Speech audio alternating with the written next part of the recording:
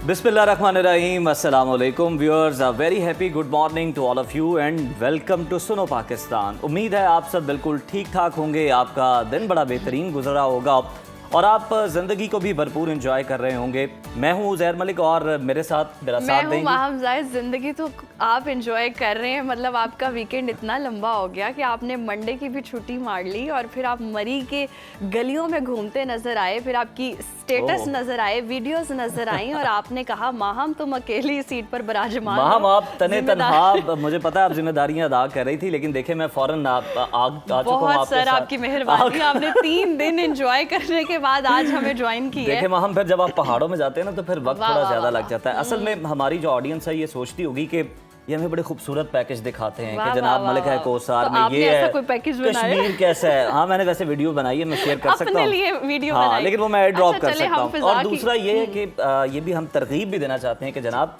हम अमल भी करते हैं, आप भी चाहें तो अमल कर सकते हैं। वेदर तो आप बताएंगी, लेकिन इस्लामाबाद मरी का मैं बता दूं। मैं यही जानना चाह रही थी कि आप वेदर बता दें और यकीनन आप खुद को रीसेट कराएं तो आपकी एनर्जी कहीं और ही है और हम देखें स्मोक के खतरात नजर आ रहे हैं। तो आप हमें बताएं मौसम इस्लामाबाद का कैसा? मौसम जो है इस्लामाबाद का अच्छा खासा सर्द है। दिन को तो तेज धूप है, लेकिन रातें जो हैं वो लाहौर से बहुत ज्यादा ठंडी हैं। अगर आगे आप चले जाएं मरी में तो वहाँ पे दिन भी ठंडा है, वाह वाह वाह वाह, और रातें भी ठंडी हो चुकी हैं। ठंडे ठार मौसम से होके आ रहे हैं। हम लाहौर की बात कर रहे हैं तो लाहौर समेत पंजाब के कई शहरों में जी स्मोक जो है वो बढ़ चुकी है। दुनिया के आलूदा तरीन शहरों की फहरिस्त में लाहौर दूसरे नंबर पर आ गया है। माहौलियाती रिपोर्ट के मुताबिक लाहौर की फ़ज़ा में आलूदगी की सतह 324 रिकॉर्ड की गई है और लाहौर के बहुत से ऐसे भी इलाके हैं जहां 400 तक भी पहुंच चुके हैं। इसके साथ जनाब प्रोग्राम में हम बात कर लेंगे 27वीं आईनी तरमीम के हवाले से, वही तरमीम जिस पर कई दिनों से सियासी गर्मा गर्मी उरूज पर थी और आखिरकार सेनेट से ये मंजूर हो गई है। साथ ही इमिग्रेशन एक्सपर्ट से हम अमरीकी वीज़ा और ग्रीन कार्ड के नए लागू होने वाले कवानीन पर बात करेंगे। सेहत के सेगमेंट में ये जानेंगे कि क्या हमारी खुराक और तर्ज ज़िंदगी ज़ियाबतीस की बड़ी वजह बन रही है। इसी तरह रोज़मर्रा के सोशल इशूज़ पर भी बात होगी और जैसे शादी की आइडियल उम्र क्या होनी चाहिए, इस पर मशहूर मैच मेकर से दिलचस्प गुफ्तगू। और प्रोग्राम में खूबसूरती की बात ना हो ऐसा हो नहीं सकता। एक खास सेगमेंट होगा खूबसूरत हाथ और सेहतमंद नाखून का राज बताएंगी मारूफ हर्बलिस्ट, जबकि औलाद की परवरिश पर भी हम बात करेंगे जी कि बच्चों की जिद और नाफरमानी के हल के लिए क्या रूहानी अमल है, क्या वज़ाइफ हैं। और शामिल करेंगे रुबीना यूसुफ की रिपोर्ट भी, जिसमें वो बताएंगे कि लाहौर में दूध खालिस है या नहीं और कहाँ कहाँ मोबाइल चेकिंग यूनिट्स जो हैं वो अवेलेबल हैं। तो प्रोग्राम का बाकायदा आगाज़ करते हैं और सबसे बड़ी डेवलपमेंट के हवाले से बात कर लेते हैं 27वीं आईनी तरमीम, वही तरमीम जिस पर हम देखने के बहुत ज़्यादा शोर मचा हुआ था और आखिरकार सेनेट से ये तरमीम मंजूर हो गई है। 64 अरकान की हिमायत, ऑपोजिशन का शोर शराबा, बाजुओं पर स्याह पट्टियाँ और हवा में उड़ती एजेंडे की कॉपियाँ। इन सब के बावजूद हुकूमत ने आराम से बासानी मैदान मारा और तरमीम मंजूर करवा ली। फैसल वावडा साहब तो मंजूरी से पहले ही मिठाइयां बांटते फिर रहे थे, जैसे मैच खत्म होने से पहले ही जीत का जश्न शुरू कर दिया गया। और इसमें दिलचस्प बात यह है कि JUIFA के एक सेनेटर अहमद खान और PTI के सैफुल्लाह बुड़ो ने अपनी पार्टी लाइन के खिलाफ जाकर हुकूमत को वोट दिया। वैसे भी ये एक आम तरमीम नहीं है, बल्कि इसके तहत विफाकी आईनी अदालत बनाने की मंजूरी दी गई है और अब आईनी मुकदमात सुप्रीम कोर्ट नहीं बल्कि यही नई अदालतें सुनेंगी। और शहबाज शरीफ ने तरमीम में से वज़ीर आज़म के लिए ताहयात इस्तिस्ना की शिक खुद निकाल दी, जिसकी कुछ लोग तारीफ कर रहे हैं तो कुछ लोग ये भी कह रहे हैं कि ये शिक रहती तो शायद जो साबिक वज़ीर आज़म है हत्ता के बनी गाला वाले साहिब को भी रिलीफ मिल सकता था। दूसरी तरफ मौलाना फजलुर रहमान हुकूमत से नाराज हैं, कहते हैं कि वो हुकूमत के खिलाफ महाज खोलने जा रहे हैं, बल्कि इस्लामाबाद मार्च का उन्होंने इंदिया भी दिया है। तो क्या मौलाना साहब अब PTI के साथ हाथ मिला सकते हैं, जो पहले एहतजाज के लिए तैयार नजर आ रहे हैं और आस्तीनें चढ़ा रहे हैं? तो जनाब यही है सियासत का असल खेल, जहां आज का हरीफ आपका कल का हलीफ बन सकता है। यही तरमीम आज ही कौमी असम्बली में पेश होने का इम्कान है, जिसका सेशन जारी है और वहाँ हुकूमती इत्तेहाद को पहले से ही 2/3 अक्सरियत हासिल। खैर बहरहाल अब आईनी लिहाज से एक बैलेंस ऑफ पावर जो है वो वजूद में आया है। अदलिया और अफवाज की कमांड की रीस्ट्रक्चरिंग की गई है। इन तरमीम से क्या इदारे मजबूत होंगे, सियासी पेचीदगियों को जो है उनका कोई हल निकलेगा, इस बारे में बात करने के लिए हमारे साथ मौजूद हैं सीनियर सियासत कादिर खान मंदोखेल साहब। Welcome to Suno Pakistan. बहुत शुक्रिया आपके वक्त का। कहिएगा, आपके ख्याल में हुकूमत ने 27वीं आईनी तरमीम सेनेट से इतनी आसानी से कैसे मंजूर करवा ली, और क्या सियासी हिकमत अमली अच्छी थी या फिर ऑपोजिशन मौसर एहतजाज करने और हिकमत अमली बनाने में नाकाम रही है? जी बहुत शुक्रिया। मेरे ख्याल में हुकूमत की बेहतर इंतज़ाम के बजाय या हिकमत अमली के बजाय अपोजिशन जो ना वो तकसीम दड़ों में, और उनके पास कोई गाइडलाइन नहीं है, कोई मंजिल नहीं है, कोई इशू नहीं है, और इसी वजह से हुकूमत ने आसानी से पास कर दी है। और आप देख रहे हैं कि हमेशा की तरह एक मरतबा फिर पीटीआई की जो है ना वो लोग पार्टी बदल देते हैं, और इस मरतबा तो जमीयत का सेनेटर भी गया है। लेकिन इसकी वजह बड़ी ये है कि आप जब असल कारकुनों को, असल नजरियाती लोगों को जो पार्टी के लिए कुर्बानी देते हैं, और आप अरबपति ठेकेदारों को टिकट देंगे तो उनका असर तो ऐसे होगा। तो बहरहाल फैसल वाडा साहब बाखबर आदमी है, और उनको मैं हमेशा पीर मानता हूँ, क्योंकि मुझे इलेक्शन से पहले उन्होंने बता दिए कि आपको 2 महीने पहले बता दिए कि आपको ये सीट नहीं मिल सकती है, ये मुस्तफ़ा कमाल को दे दी गई है, और वही साबित हो गया कन्फर्म। तो मेरे ख्याल में उसने जो मिठाई बांटी है तो उनको पहले से खबर थी हर चीज की कि कौन हमारा साथ है, कौन नहीं है, और इसी वजह से इतना कॉन्फिडेंट था। और हुकूमत ने ये एक अमली बड़ी अच्छी की है, क्योंकि सेनेट में सीटों का वो खदशा था कि कितने होंगे। 64 रिक्वायर्ड थे उनको, बदकिस्मती से एक जो सेनेटर है वो बेचारे कल इंतकाल भी कर गए। बहुत ही शरीफ नफ्स इंसान थे। और इसके अलावा मैं ये कहूँगा कि कौमी असम्बली में तो अब 224 इनको रिक्वायर्ड है जो नंबर है, और इनके पास हुकूमत के पास 237, और 237 भी वो है जो डिक्लेयर है, और उससे ज्यादा पीटीआई के और भी अंदरूनी खाना इनके साथ एमएनए मिले हुए जो किसी वक्त भी मंजर आम पे आ सकते हैं। बिल्कुल ठीक है कादिर साहब। आप फैसल वावडा के बयान को, उनकी जो बॉडी लैंग्वेज है उसको मद्देनजर रखते हुए ये बताइएगा कि ऑपोजिशन अब जो तहरीक चलाने का ऐलान कर रही है, अब तरमीम तो सेनेट से भी पास हो गई हैं और कौमी असम्बली से भी हो जाएंगी, वहाँ पर नंबर तो बल्कि पूरे से भी ज़्यादा है, फिर ये एहतजाज कितना फ़ायदेमंद होगा? और सवाल ये कि ऑपोजिशन क्या ऐसी तहरीक चला सकती है जिससे हुकूमत को ख़तरा हो और फैसल वावडा साहब मिठाइयाँ बांट रहे हैं? देखिए, हुकूमत अपोजिशन जो है ना वो तहरीक इस वजह से नहीं चला सकती है कि अपोजिशन के अंदर जितने लोग हैं वो एक दूसरे पे भरोसा नहीं करते। और आप अगर माजी में पीटीआई का रवैया देख ले, उन्होंने किसी के साथ वफा नहीं किया है। आप इन्हीं मौलाना फजल रहमान साहब को ले ले, जब उनके साथ 24वीं तरमीम में उनकी बातचीत चल रही थी, फिर एहतियात का सरबराह बनाया जा रहा था, और जब हुकूमत ने उनको मुज़ाकरात की पेशकश की तो मौलाना फजल रहमान साहब की पार्टी को छोड़ दिया है। फिर आपको याद दिलाता रहो, जब सुप्रीम कोर्ट के चीफ जस्टिस से इनकी मुलाकात थी, मुलाकात तब भी मौलाना साहब की पार्टी के सेनेटर्स को, जो वकील है सीनियर कामरान मुर्जा साहब, उनको छोड़ दिया उन्होंने। और फिर इसी तरह अगर आप देख लें कि पिछले साल 11 अक्टूबर को जो पीटीएम के मंजूर पश्तीन साहब के साथ जो मुआहदा हुआ कि 2 महीने के अंदर खैबर पख्तूनख्वा असेंबली में कानून साजी करेंगे, नहीं किया है। फिर आपको याद दिला दूं, जनूबी पंजाब एहतियात के साथ उन्होंने 100 दिन का मुआहदा किया है कि जनूबी पंजाब 100 बनेंगे, वो मुआहदा भी नहीं निभा सके। और फिर इसी तरह एमक्यूएम के साथ उन्होंने मुआहदा किया, तहरीर, वो नहीं निभा सके। तो अब वो पीटीआई के ऊपर कोई एतबार करेगा नहीं, क्योंकि पीटीआई अगर अपोजिशन को साथ ले रहे तो फिर वो एक सीट वालों को अपोजिशन लीडर बना रहा है। मौलाना फजलुर रहमान तो कह रहे हैं ना कि वो हुकूमत के खिलाफ जाएंगे, तो क्या ये मुमकिन है कि मौलाना फजलुर रहमान और तहरीक इंसाफ किसी मौके पर एक ही समत पर गामजन हो जाए और इत्तेहाद हो जाए उनका?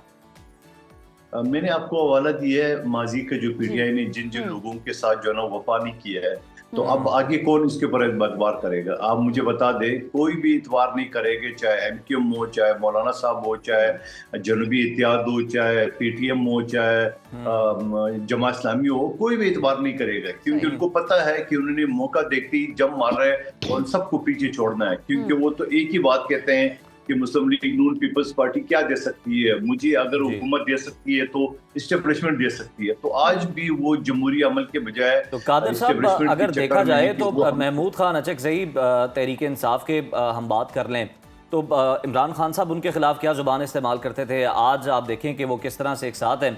तो मौलाना के साथ भी कोई इस तरह की अंडरस्टैंडिंग हो सकती है, अगर महमूद खान साहब के साथ हो सकती है? जी। देखिए, महमूद खान साहब इंतहाई मोतबर, इंतहाई इज्जतदार आदमी है। उनके घराने को मैं सब जानता हूँ, लेकिन महमूद खान चकजी के साथ भी किया उन्होंने। माजी में जो गाली गलौज की वो अलग है।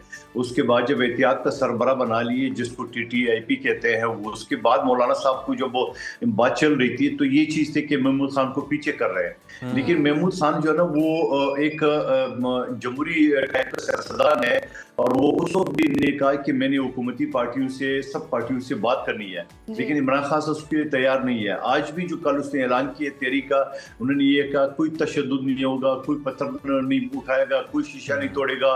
तो ये सारी चीज PTI की कल्चर तो नहीं है। PTI की कल्चर तो ये जलाओ गिराओ, खत्म करो, पाकिस्तान है तो खान है, ये तो इनके रहनुमा ऑन रिकॉर्ड कहते हैं। तो आप मुझे बताओ, महमूद खान अजीजी तो ऐसा नहीं होने देगा। जब ऐसा नहीं होने देगा तो महमूद खान अजीजी को दोबारा साइडलाइन कर देगा। सही। कादिर मंजूर साहब, हम जैसे देख रहे हैं फैसल वावडा ने मिठाइयाँ तकसीम की और उन्होंने ये भी कहा है कि जी अब 28वीं आईनी तरमीम की तैयारी करें। तो क्या ये पॉसिबिलिटी है कि 28वीं आईनी तरमीम भी आएगी? और इतनी उजलत में क्यों तरमीम आ जाती है कि कमी रह जाती है कि 28वीं, फिर 28वीं के बाद यकीनन 29वीं भी फिर आएगी? देखिए, आइन का आर्टिकल 239 जब 1973 में शहीद जुल्फ़िकार अली भुट्टो साहब की सरबराही में एक मुत्तफ़क़ा आइन बना है, और उस आइन के अंदर ये शिक इसी वजह से उस वक्त के तारीख दानों ने डाला। 239 जो आर्टिकल है, उसकी वजह ये कि इस 1973 में किसी ने ये नहीं सोचा था कि इस वक्त कादर खान मंदोखेल आपसे कराची में जूम में बात करेगा, या लाहौर से, पेशावर से, या किसी और मुल्क से बाहर। तो ये टेक्नोलॉजी नहीं था। तो आज वो टेक्नोलॉजी है। अगर तो वक्त के तहत ये तरमीम का जो ऑप्शन डाला हुआ है, उसकी वजह ये है कि अगले साल क्या होगा, 5 साल बाद क्या होगा। तो ये ऑप्शन तो मौजूद है 239। 28 क्या, 29 क्या, 1029, 1028 वहाँ भी आ सकता है, और इसके लिए कोई कतगन नहीं है। आइन में ऑलरेडी ऑप्शन है। ऐसा तो नहीं होगा कि पहले दिन जो मसौदा किसी ने देखा भी नहीं और असद कैसर साहब ने कहा मुस्तरद करते हैं। तो ये कोई सियासी शऊर की निशानी तो नहीं है कि पढ़े बगैर ये भी इस मामले पर भी कमेंट कर दीजिएगा, आप चूंकि एक सीनियर वकील भी हैं। सर, मिसाक जमहूरियत में जिस आईनी अदालत की बात होती है, क्या ये वही ढांचा है, उसी तरह का ही है? मतलब जो जजेस की उम्र है और जो लगाने का इख्तियार है, उसके हवाले से देखा जाए तो आप समझते हैं कि ये एज इट इज़ या उसके मुताबिक है, उसकी रूह के मुताबिक?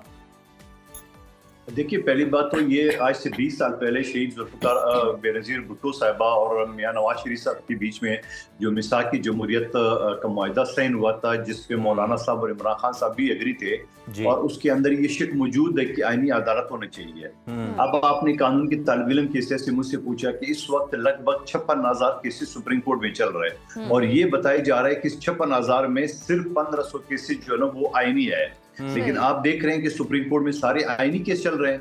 वही केस चल रहे हैं जिससे पॉपुलैरिटी होती है, वही केसेस चलते हैं जिसमें ब्रेकिंग न्यूज आती है, वही केसेस होती है जिसमें कमेंट्स आते हैं जजेस के। तो आप मुझे बता दो, आम जो गरीब लोग हैं जिनकी 10-10 साल, 20-20 साल, इवन 50-50 साल से मुकदमा चल रहे हैं, वो कहाँ जाएंगे? तो आईनी अदालत का मकसद ये है कि ये जो सरकारी, ये जो आईनी, ये जो सियासी केसेस है, इनको अलग किया जाए, और बाकी जो गुरबा के केस है, जिनकी प्रॉपर्टी के केस है, या क्रिमिनल केसेस है, या फैमिली केसेस है, उनके लिए जो सुप्रीम कोर्ट के जो बाकी जजेस है, उनको एक मौका मिलेगा। और यही वजह है कि दुनिया में 141 नंबर पे हमारे जुडिशियल सिस्टम है। हम 8वीं ताकत है, दुनिया का 6वां मुल्क है, लेकिन जुडिशरी में हम 141 नंबर पर है। तो ये इसके लिए तो कुछ तो करना पड़ेगा ना। और फिर मैं ये भी कहूंगा कि पिछले साल पिछली असेंबली में मैंने बिल पेश किया था कि आप एक चपरासी की नौकरी के लिए 3-3 मरतबा इंटरव्यू लेते हो, जात, नस्ल, डोमिसाइल पूछते हो। एक हाई कोर्ट का जज आप क्यों डायरेक्ट भर्ती करते हो? चाहे आपके चैम्बर के लोग, वो बड़े बड़े वकील है, जजेस है, उनके चाचे, मामे, भांजे, भतीजे है। तो जब ये सूरत हाल आपकी अपॉइंटमेंट का होगा, तो यकीनन आपका जुडिशियल सिस्टम दुनिया में 141 नंबर पे तो आएगा फिर। सही। अच्छा कादिर साहब, हम दूसरी तरफ देख रहे हैं, अगर वज़ीर आज़म शहबाज शरीफ की बात करें तो उन्होंने ताहयात इस्तिस्ना के शिक निकाल दिया। आपके नज़दीक ये फैसला सियासी दानिशमंदी थी या कोई दबाव? ये ड्रामा था। अच्छा। ये सिर्फ और सिर्फ ड्रामा था, क्योंकि ये तो हो नहीं सकता है कि शहबाज शरीफ साहब को पता नहीं हो और इनके सेनेटर जो है ना उनकी इस्तिस्ना की तरमीम जमा कर रहे हो। लेकिन अक्लमंदों को बाद में काम पहले किए है और सोचा बाद में, तो बाद में जब पता चला कि ओहो ये तो इमरान खान साहब को भी उसको फायदा हो जाएगा, तो वो फौरन वापस ले लिया और क्रेडिट लेने की कोशिश की। वज़ीर आज़म ने मना किया। आप मुझे बताओ दोनों, क्या ऐसा हो सकता है कि शहबाज शरीफ साहब को पता ही नहीं हो और इनके सेनेटर उनकी इस्तिस्ना की दरखास्तें जमा कर रहे हो या तरमीम जमा कर रहे हो? जी एग्जैक्टली। वो तो खुद हिदायत देकर गए थे दौरे पर। कादिर साहब, ये बताइएगा कि वफाकी आईनी अदालत के क़याम से आप क्या समझते हैं? अदलिया में नया तवाज़ुन पैदा होगा या फिर आप तकसीम देख रहे हैं? क्योंकि ये सवाल जो है वो बहुत ज़्यादा डिस्कस हो रहा है और आपको पता है कि फिर जिस तरह से खतूत भी लिखे गए इस्लामाबाद हाई कोर्ट के जजेस की जानिब से, तो अब क्या सूरत हाल आप देख रहे हैं इसके बाद?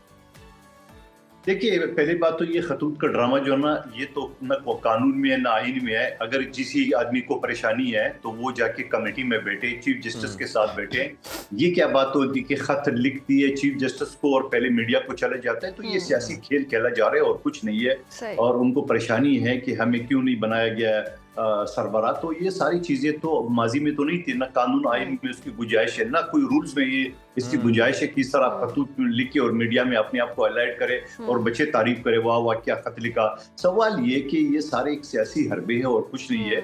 और आपने देखा कि फौजी हुक्मरानों में है जहाँ किसी जर्नल ने दूसरे जर्नल को सुपरसीड कर दिया तो वो इस्तीफा दे देते हैं, लेकिन यहाँ इस्तीफा का रिवाज भी नहीं है। नहीं जी, हमने सीट पे बैठना है, मराद भी लेना है, 25-25 लाख तनख्वाह भी लेना है, फिर उसके बाद 25-25 लाख जो ना वो पेंशन भी लेना है। सवाल ये है कि जब ऑलरेडी ये दुनिया के 80 से ज्यादा ममालिक में ये आईनी अदालतें मौजूद है और जिस सेनेट और कौमी असम्बली की जो माइक सिस्टम लगा है वो जर्मनी का है, जिसमें गला फाड़ फाड़ के जो अपोजिशन के लोग उस पर तकरीर करते, मुखालफत करते, वो जर्मनी में भी आईनी अदालत है, दुनिया में फ्रांस में भी है, दुनिया के कई मुल्कों में है। तो मैं ये समझ रहा हूँ कि ये सिर्फ एक सियासी पॉइंट स्कोरिंग है और कुछ नहीं है, करने को कुछ नहीं है। कादिर साहब, इस सारी सूरत हाल में अगर देखें ना तो माहिरीन यही कह रहे हैं, आवाज़ें यही उठ रही हैं कि ये जो तरमीम की जा रही हैं ये हुकूमत अपने लिए कर रही है, हालांकि अवाम के लिए होती है, अवाम की सहूलत के लिए तो ऐसा कुछ भी नहीं है इस तरमीम में।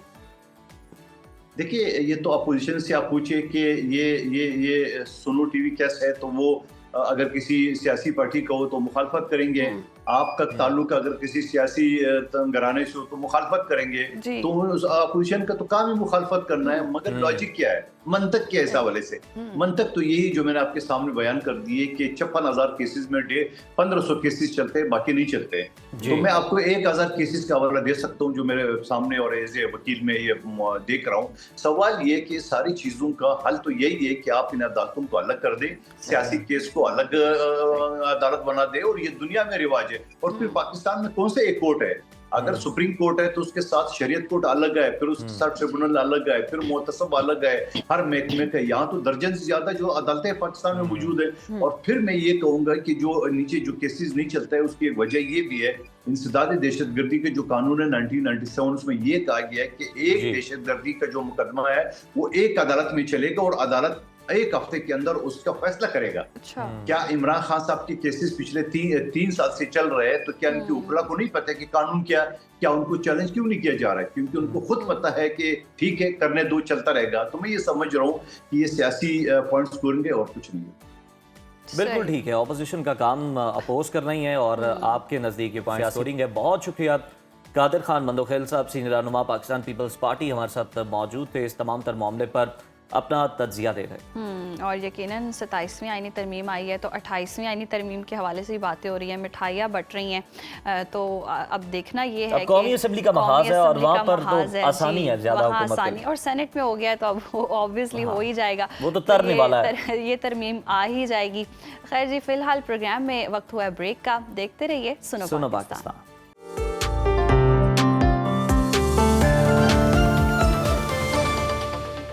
नाज़रीन, मुल्क के बेशतर इलाकों में मौसम खुश्क रहेगा। महकमा मौसमियात के मुताबिक मैदानी इलाकों में मौसम खुश्क जबकि बालाई इलाकों में मौसम सर्द रहने का इम्कान है। पंजाब के मैदानी इलाकों में सुबह और रात के औकात में धुंध छाए रहने की तवक्को है। मुख्तलिफ शहरों में मौसम की क्या सूरत हाल है, आइए जानते हैं। हमेशा की तरह सबसे पहले बात करते हैं बुलंदो बाला पहाड़ों की सरजमीन गिलगित बल्तिस्तान की। तो गिलगित बल्तिस्तान में मौसम सर्द और खुश्क रहने के अलावा रात के औकात में मतला जुज़वी अब्र आलूद रहने की तवक्को है। गिलगित के दर्जा हरारत की बात करें तो ज़्यादा से ज़्यादा रहेगा 13 और कम से कम 1 डिग्री रहने का इम्कान है। स्कर्दो का रुख करें तो यहाँ पर हम देख रहे हैं ज़्यादा से ज़्यादा टेम्परेचर 7 और कम से कम 5 डिग्री रहने की तवक्को है। महकमा मौसमियात के मुताबिक आइंदा 24 घंटों के दौरान गिलगित बल्तिस्तान में तेज़ हवाओं और धुंध छाए रहने का इम्कान है। और अब आपके साथ शेयर करेंगे चश्मों और झरनों के नगर आज़ाद कश्मीर का मौसम, जहां बेशतर इलाकों में मौसम सर्द और खुश्क रहेगा। दारुल हुकूमत मुजफ्फराबाद की बात करें तो यहाँ पर हम देख रहे हैं ज़्यादा से ज़्यादा दर्जा हरारत 22 और कम से कम 7 डिग्री रहने का इम्कान है, जबकि श्रीनगर में मैक्सिमम टेम्परेचर है 15 और मिनिमम 2 डिग्री रहने की तवक्को है। मौसम का हाल बताने वालों ने आइंदा 24 घंटों के दौरान कश्मीर में मतला अब्र आलूद रहने के अलावा तेज़ हवाएं चलने का इम्कान जाहिर किया है। और अब रुख कर लेते हैं खैबर पख्तूनख्वा का और आपके साथ शेयर करते हैं KPK का मौसम, जहां पर हम देख रहे हैं कि बेशतर अजला में मौसम खुश्क, जबकि पहाड़ी अजला में सुबह और रात के औकात में मौसम सर्द रहने का इम्कान है। सूबाई दारुल हुकूमत पेशावर लिए चलते हैं आपको। यहाँ पर हम देख रहे हैं ज़्यादा से ज़्यादा दर्जा हरारत है 26 और कम से कम 11 डिग्री रहने का इम्कान है। सवात की बात करें तो यहाँ पर ज़्यादा से ज़्यादा टेम्परेचर 14 और कम से कम 0 डिग्री रहने की तवक्को है। महकमा मौसमियात के मुताबिक आइंदा 24 घंटों के दौरान बालाई अजला में मौसम सर्द रहने का इम्कान है। और अब जिक्र हो जाए लहलहाते खेतों के देश पंजाब का, आपके साथ शेयर करते हैं जी पंजाब का मौसम, जहां अक्सर इलाकों में मौसम खुश्क रहेगा। सूबाई दारुल हुकूमत लाहौर की बात करें तो हम देख रहे हैं यहाँ पर ज़्यादा से ज़्यादा दर्जा हरारत 27 है और कम से कम 12 डिग्री रहने का इम्कान है। शहर बेमिसाल इस्लामाबाद का रुख करें तो यहाँ पर ज़्यादा से ज़्यादा पारा है 25 और कम से कम 10 डिग्री रहने की तवक्को है। मुल्तान का रुख करें तो मुल्तान में हम देख रहे हैं ज़्यादा से ज़्यादा टेम्परेचर 28 और कम से कम 13 डिग्री रहने का इम्कान है। महकमा मौसमियात ने आइंदा 24 घंटों के दौरान पंजाब के मैदानी इलाकों में स्मोग, जबकि मरी और गिलियात में धुंध छाए रहने का इम्कान जाहिर किया है। और जी रकबे के लिहाज से सबसे बड़े सूबे की बात कर लेते हैं, जो कि है बलोचिस्तान, जहां पर बेशतर इलाकों में मौसम खुश्क रहेगा। फलों के शहर कोयटा का रुख करें तो यहाँ पर हम देख रहे हैं ज़्यादा से ज़्यादा दर्जा हरारत है 18 और कम से कम 1 डिग्री रहने का इम्कान है। महकमा मौसमियात के मुताबिक आइंदा 24 घंटों के दौरान सूबे के शिमाली अजला में मौसम सर्द रहने का इम्कान जाहिर किया गया है। आखिर में हमेशा की तरह आपके साथ शेयर करेंगे सूबा सिंध का मौसम।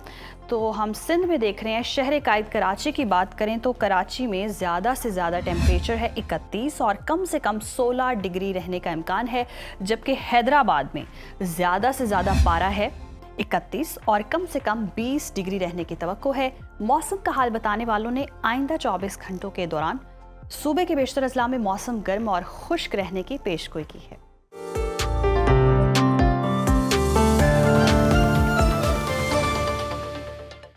Welcome back viewers. अमरीकी वीज़ा पॉलिसी अब एक नया मोड़ इख्तियार कर गई है। अब सिर्फ तालीम या दस्तावेज़ात ही नहीं, बल्कि सेहत भी ये फैसला करेगी कि आपको वीज़ा मिलेगा या नहीं। अमरीकी महकमा ख़ारजा की ताज़ा तरीन हिदायत के मुताबिक अगर किसी दरख्वास्त गुजार को मोटापा, ओबेसिटी, ज़ियाबीतस, दिल की बीमारी या कोई ऐसी हालत है जिसका इलाज बहुत महंगा हो सकता है, तो उनकी दरख्वास्त पब्लिक चार्ज यानी अमरीकी वसाइल पर बोझ बनने के खदशे के तहत मुस्तरद की जा सकती है। ये फैसला लाखों दरख्वास्त गुजारों के लिए तशवीश की लहर बनकर आया है और लोग जो हैं जिन्होंने अप्लाई कर रखा है वो बहुत ज़्यादा परेशान हैं। और सवाल ये है कि ये पॉलिसी दरअसल है क्या, इसके असरात कहाँ तक जा सकते हैं और क्या बीमारी अब इमिग्रेशन के दरवाजे बंद करने की नई वजह बन जाएगी।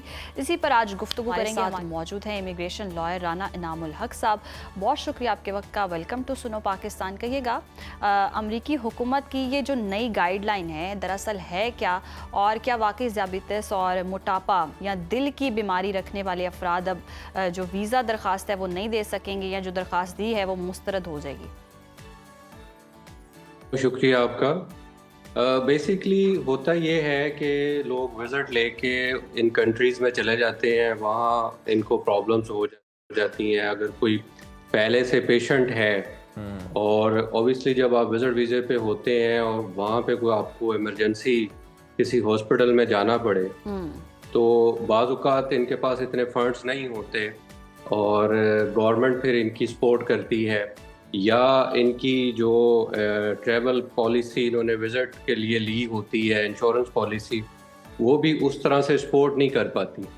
तो इसको देखते हुए इन कंट्रीज़ ने ये फैसला किया है कि जो लोग ऐसी डिजीज़ में मुब्तला हैं और तो उनके लिए उनको अपने चेकअप पहले से करवा के और फिर एक प्रॉपर सर्टिफिकेट इनको देना होगा, देन ये ट्रैवल कर सकेंगे, ताकि ये लोग इनका जो अपना हेल्थ केयर सिस्टम है उस पे बोझ ना बन सके। अच्छा राना साहब, पब्लिक चार्ज पॉलिसी का मतलब क्या है आम फहम अंदाज में अगर आप समझा सकें, और इसे इतनी अहमियत क्यों दी जा रही है आखिर?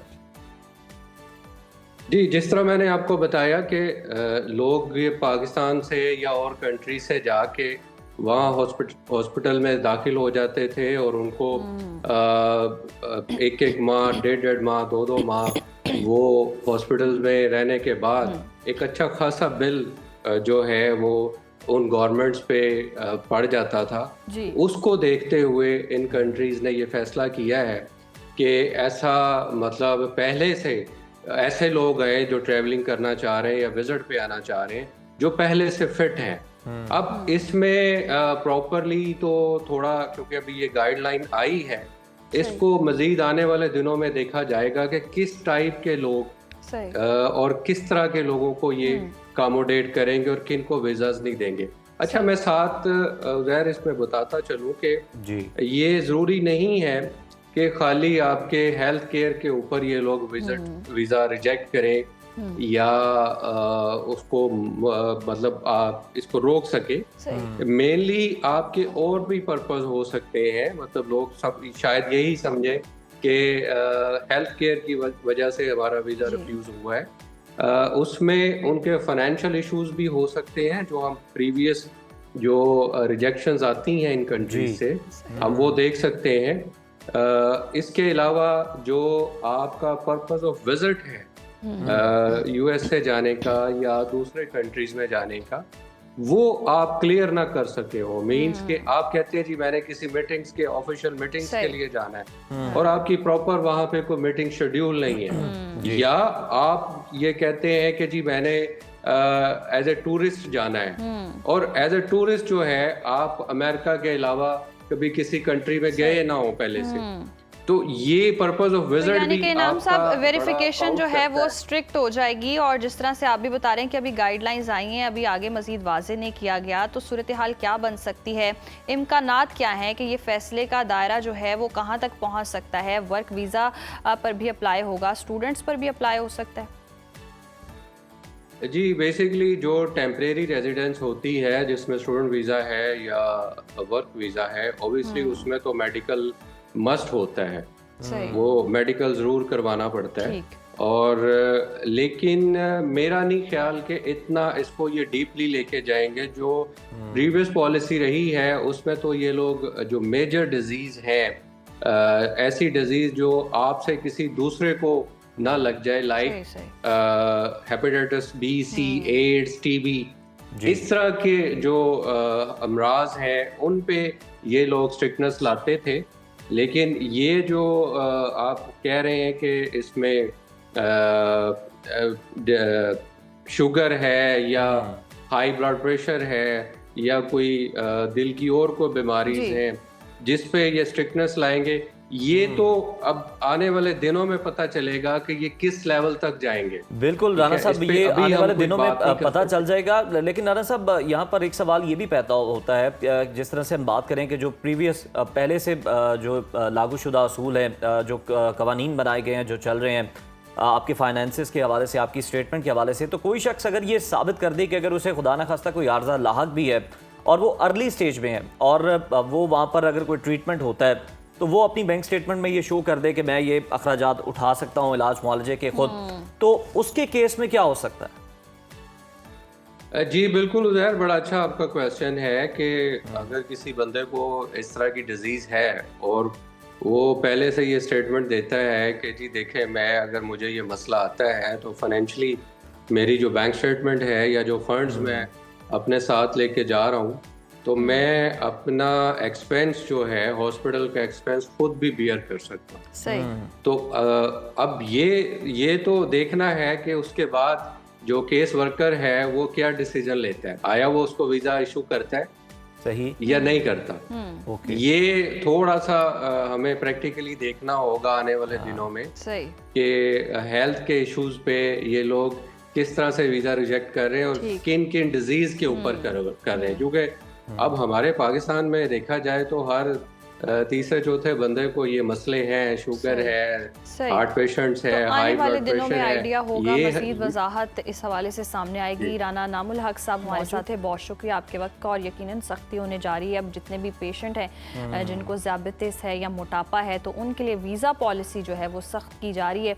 और आने वाले दिनों में जैसे कि आइडिया हो सकेगा कि ये स्टूडेंट्स पर है, वर्क वीज़ा के ऊपर कैसे अप्लाई होता है, और या जिसके पास अगर पैसे हैं, अमाउंट है अपना जाके इलाज करवाने की, और वहाँ उस हवाले पंजाब से में भी क्या बड़ी policies सख्तियाँ हो रही हैं, ज़रा जी। आप उनको भी ज़ेर बहस ले आते हैं। ज़ेर बहस ले आते हैं सख्तियाँ, यस। और इस सख्ती के हवाले से हमने पहले भी प्रोग्राम में बात की थी कि दूध जो है वो खालिस नहीं मिलता, और दूध में जी केमिकल्स मिलाकर उसको मज़ीद डेंजरस बनाया जा रहा है जो सेहत के लिए बहुत ज़्यादा मसले पैदा कर रहा है। तो अब जी अगर मिलावट शुदा दूध है तो उसको आप चेक करवा सकते हैं। पंजाब फूड अथॉरिटी ने मोबाइल यूनिट्स के ज़रिए ये सहूलत दी है जो लाहौर के मुख्तलिफ इलाकों में काम कर रही है। आप अपनी सेहत के लिए इस सहूलत का फ़ायदा उठा सकते हैं और दूध के खालिस होने के बारे में यकीन दहानी भी करवा सकते हैं कि ये वाकई खालिस है या नहीं है। सवाल ये कि आपके इलाके में ये यूनिट्स कहाँ पर हैं और किस तरह से काम करते हैं, और आप इस हवाले से यकीनन जानना भी चाहते होंगे। तो आइए फिर बिला ताख़ीर मज़ीद तफ़सीलात के लिए रुबीना यूसुफ की खुसूसी रिपोर्ट मुलाहिज़ा करते हैं जिसमें ये सब कुछ दिखाया गया है, बताया गया है और समझाया गया।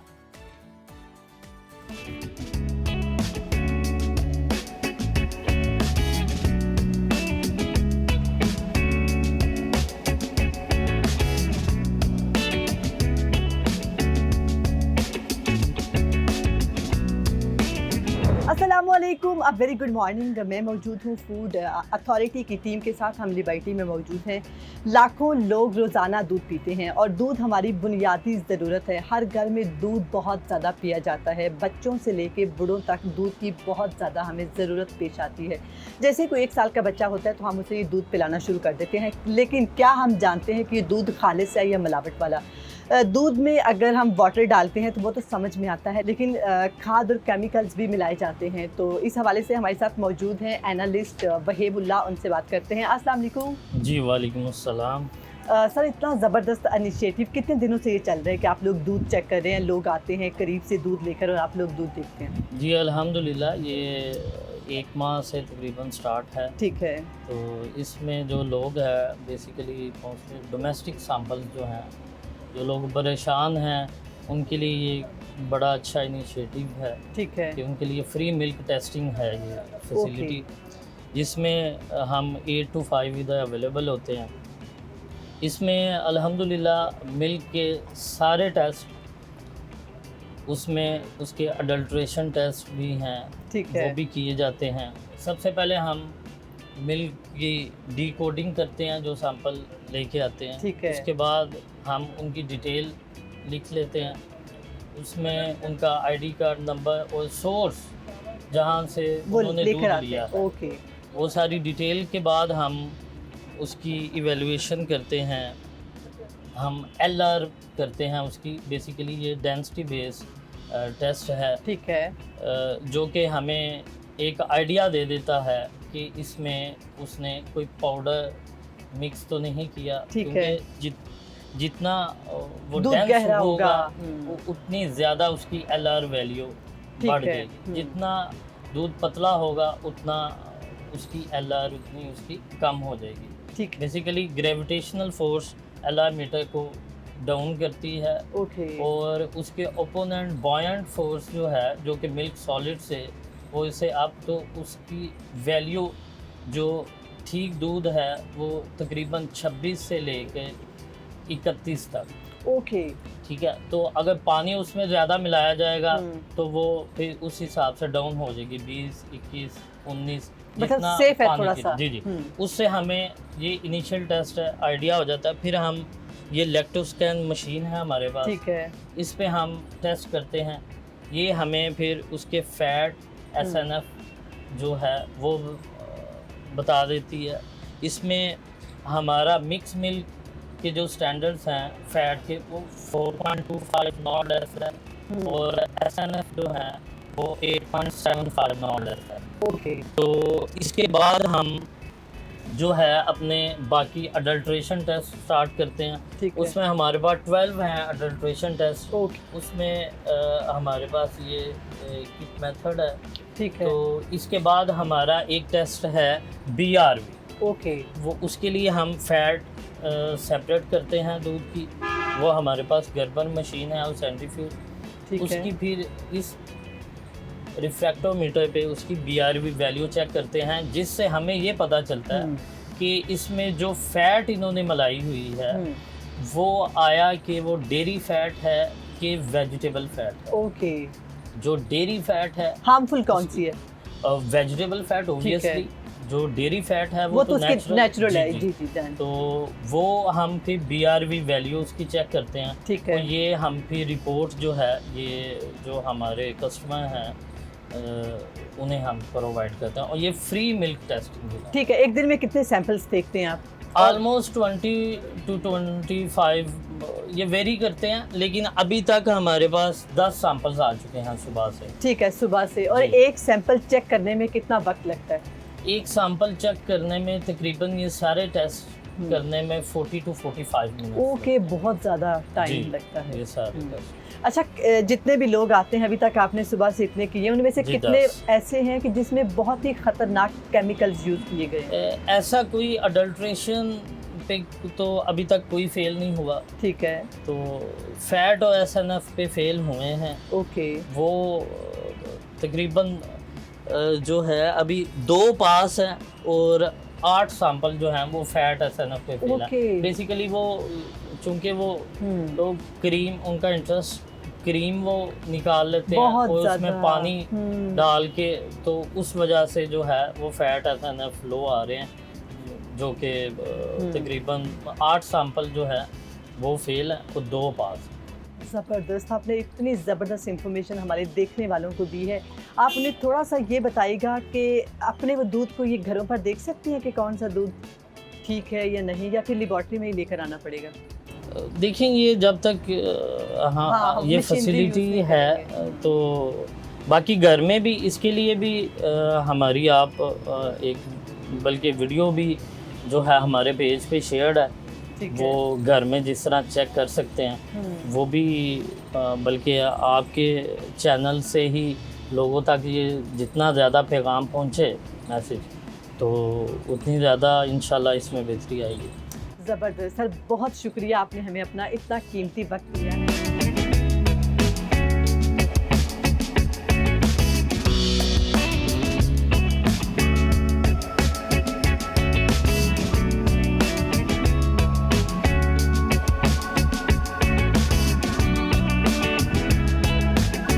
जी नाज़रीन, हमारे साथ रिमशा हनीफ मौजूद हैं, जो कि बहुत ही बेस्ट कंसल्टेंट हैं न्यूट्रिशन के हवाले से, और इनसे बात करते हैं। अस्सलाम वालेकुम। जी वालेकुम अस्सलाम। अच्छा रिमशा, मुझे बताइएगा कि लोग बहुत ज़्यादा कंफ्यूज हैं कि उन्हें अपना वेट गेन करना चाहिए या लूज़ करना चाहिए, तो आप हमें थोड़ा सा बताइएगा कि बैलेंस कब करना चाहिए वेट? ये एक्चुअली हम बस बंदे की फिजिक देख के नहीं बता सकते कि इसे वेट गेन करना है या इसे वेट लूज़ करना है। ठीक है। ये हमारा एक फॉर्मूला है BMI वेट बाय हाइट, यानी आपके पहले आपका वेट चेक करेंगे, आपकी हाइट चेक करेंगे, उसके अकॉर्डिंग अगर तो BMI की वैल्यू नॉर्मल आएगी तो मतलब आपका जो है वेट बिल्कुल ठीक है। अगर तो BMI की वैल्यू कम है तो आप अंडर वेट हैं, अगर उससे ज़्यादा है तो आप ओबीस या ओवर वेट की कैटेगरी में आते हैं। ठीक है, आपके पास लोग आते हैं, आप उनको वो देती हैं? जी बिल्कुल, ये आम आवाम की अवेयरनेस के लिए ही पंजाब फूड अथॉरिटी ने इनिशिएटिव लिया है इसका।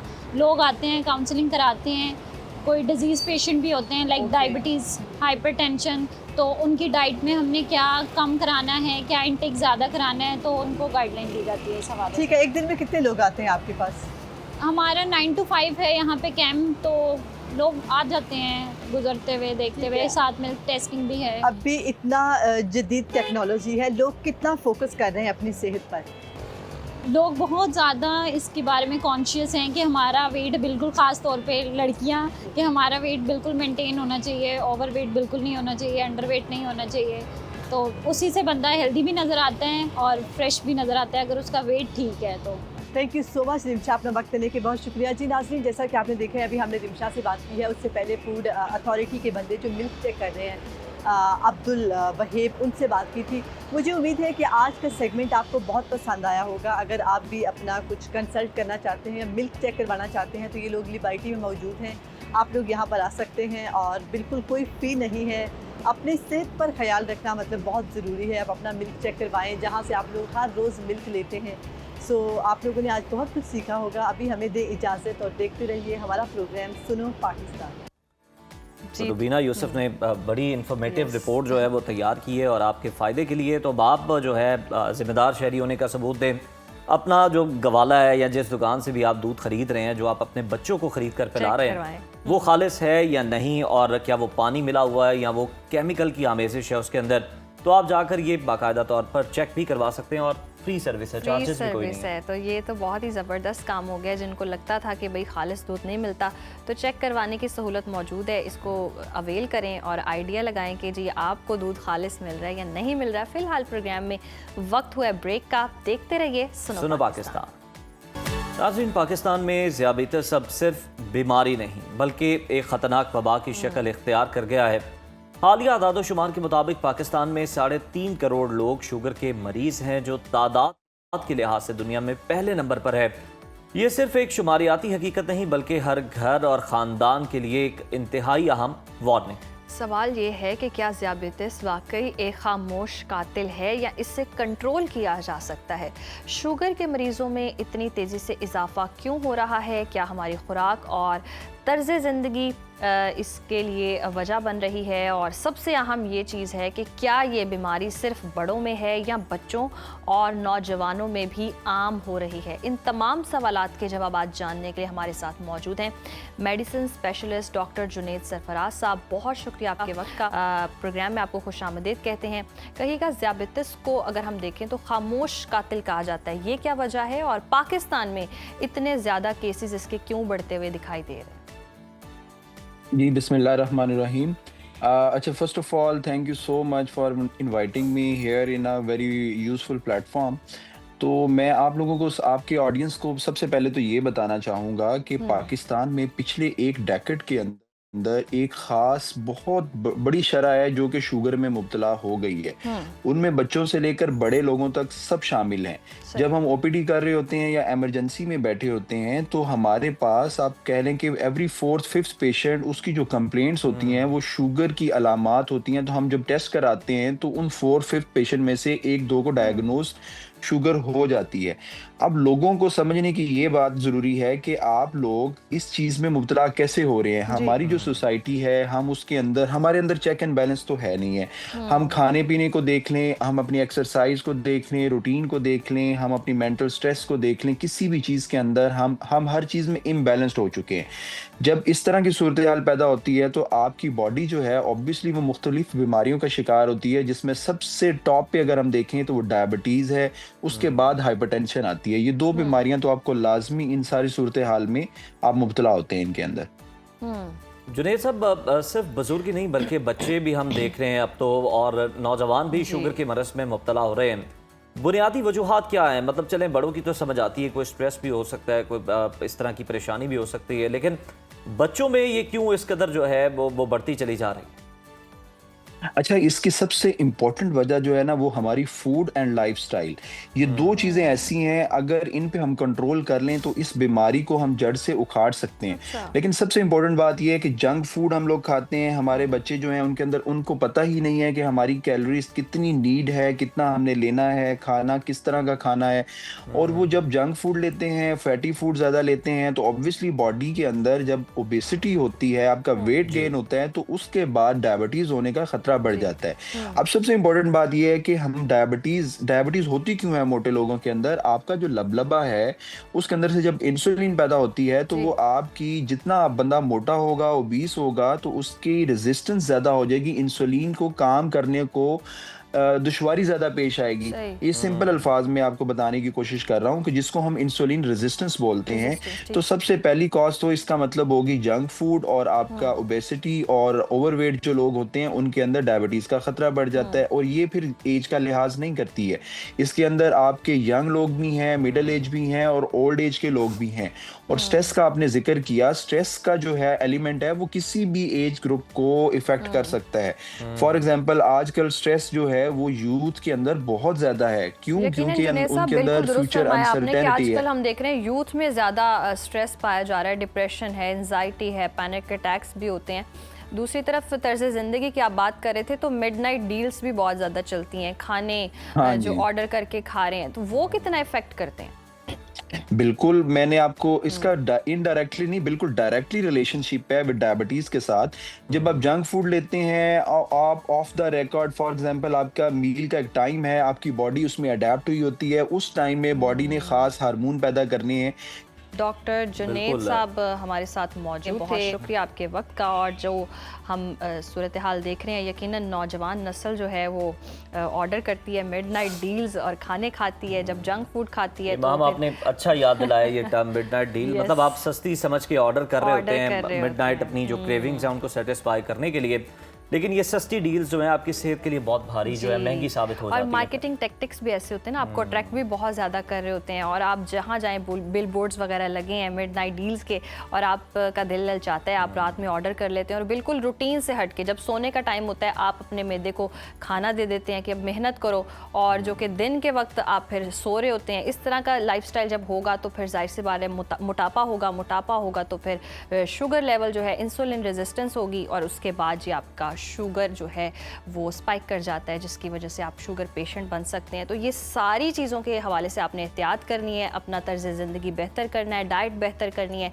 तो ही आप बेहतर ज़िंदगी गुजार सकते हैं। दूसरी तरफ माहम, अगर हम देखें तो फैशन की दुनिया में जिद्दत कभी कभी आपको बहुत ज्यादा हैरान कर देती है। जी जी। जिस तरह हम अभी हैरान हो रहे थे कि बच्चों में क्यों Yes, डायबिटीज हो रही डायबिटीज़ हो है, रही है। तो इस बार पराडा ने चौंका देने वाला काम किया है। वाह।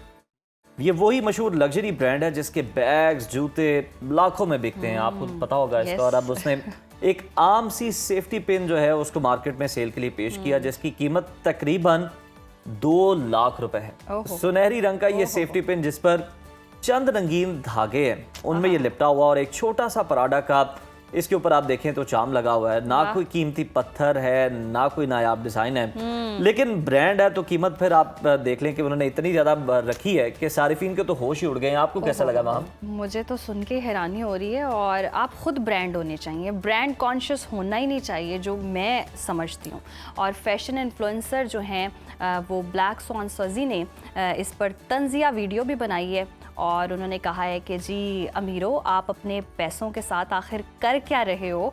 और वीडियो वायरल हुई तो सोशल मीडिया सारिफीन ने भी बहुत ज़्यादा कहके लगाए, तबसरों का तूफ़ान बरपा हुआ, और किसी ने ये भी लिखा कि ये तो मैं खुद घर में भी बना सकती हूँ, और यकीनन ये घर में भी बनाया जा सकता है। और किसी ने तो ये कहा है कि अगर ये फ़ैशन है तो मेरा जो सेविंग बॉक्स है वो भी एक ब्रांड है। तो यकीनन इस तरह की जिद्दत तो आती है, फ़ैशन के मजाक भी बनाए जाते हैं, लेकिन एक बात है कि चाहे लोग हंसें या हैरान हो, प्राडा ने एक बार फिर ये वाजे कर दिया है कि जी वो एक ब्रांड है, और बड़ा जाना माना ब्रांड है, और लोग परचेज भी करते हैं। देखिए परचेज भी करते हैं, लेकिन ये भी देखें ना कि उन्होंने अपनी तवज्जो जो है वो लोगों की वो किस तरह से हासिल कर लिया, चाहे वो पॉजिटिव है या फिर वो नेगेटिव है। अच्छा, खाली ये पेन ही नहीं माम, हम बहुत सारी चीजें देखते हैं, शर्ट्स हैं तो वो फटी हुई हैं, कुछ जीन्स हैं तो वो फटी हुई हैं। तो वाकई उन्होंने बड़ा रेलिवेंट ब्लैक स्वान साजी है जिसका आपने जिक्र किया, उन्होंने बड़ा अच्छा तबसरा किया कि आप अपने पैसे लगा कहाँ रहे हैं। मतलब यही आप ये सोचने की इंसानियत की फलाह बहबूद के लिए लगा सकते हैं। लोग पूरी दुनिया में कितने लाख लोग हैं जो कि भूखे सोते हैं, करोड़ों लोग हैं, आप उनकी मदद कर सकते हैं। अब और तो यूं दुनिया में इतना कुछ हो रहा है, तबाही हो रही है, जंगें हो रही हैं, और इस हवाले से पेशन गोई की अगर हम बात करें तो 2026 करीब आ रहा है, और दुनिया भर में बाबा वांगा की हैरान कुन पेश गोइयाँ दोबारा से सुर्खियों में आ गई हैं। ये खबर भी आपके साथ शेयर कर देते हैं। उनके मुताबिक जी मशरिक में एक बड़ी जंग शुरू होगी, जिसके असरात मगरिब में भी तबाही फैला सकते हैं और आलमी सियासत में हलचल पैदा होगी। इसी दौरान एक पुरअसरार ताकतवर रहनुमा, जिसे बाबा वांगा ने लॉर्ड ऑफ द वर्ल्ड कहा है, उभरेगा जो अफरा तफरी के दरमियान दुनिया में एक नया निज़ाम कायम करेगा। कुछ लोग इसे आमिराना ताकत के तौर पर देखते हैं और कुछ जी इसे एक रूहानी या मसीहाई शख्सियत मानते हैं जो इंसानियत के मुस्तकबिल को बदल सकती है। इसके साथ साथ सबसे सनसनीखेज पेशगोई ये है कि इंसानियत पहली बार खलाई मखलूक से तस्दीक शुदा राब्ता करेगी जो कि दुश्मनाना नहीं है बल्कि कायनात के राज समझने का संगे मील होगा। बाबा वांगा ने कुदरती आफात और शदीद मौसमी तब्दीलियों की भी पेशगोई कर रखी है जिनमें जलजले, आतिशफशा फटना और तूफ़ानी हालात शामिल हैं जो दुनिया भर के माहौल और ज़िंदगी के निज़ाम पर असरअंदाज हो सकते हैं। साल 2026 वाकई सनसनीखेज और हैरानकुन होने वाला है और ये दुनिया भर के हर मुस्तकबिल के शाइक के लिए तजस्सुस और दिलचस्पी से भरपूर भी साबित होगा। बस एक महीना ही रह गया फिर तजस्सुस जो है हो जाएगा और देखें 2026 जो है कितना सरप्राइजिंग हो सकता है और हम दुआ ही करते हैं कि आने वाला साल जो है वो बहुत ही खुशियों भरा हो, खैर आफियत वाला हो, क्योंकि जिस तरह का माहौल हम देख रहे हैं और इस वक्त जो मुल्क जो है उसको जंग के ख़तरे से दो चार है, जगह जगह तबाही हो रही है। गज़ा की सूरत हाल देख लें, हम अफ़गान सूरत हाल देख लें, तो ये सारी जो कशीदगी इस वक्त हम देख रहे हैं माहौल में, वी होप के 2026 जो है ये सारे मामला हल हो जाएं और बाबा वांगा की पेशगोइयाँ सच ना साबित हो जाएं।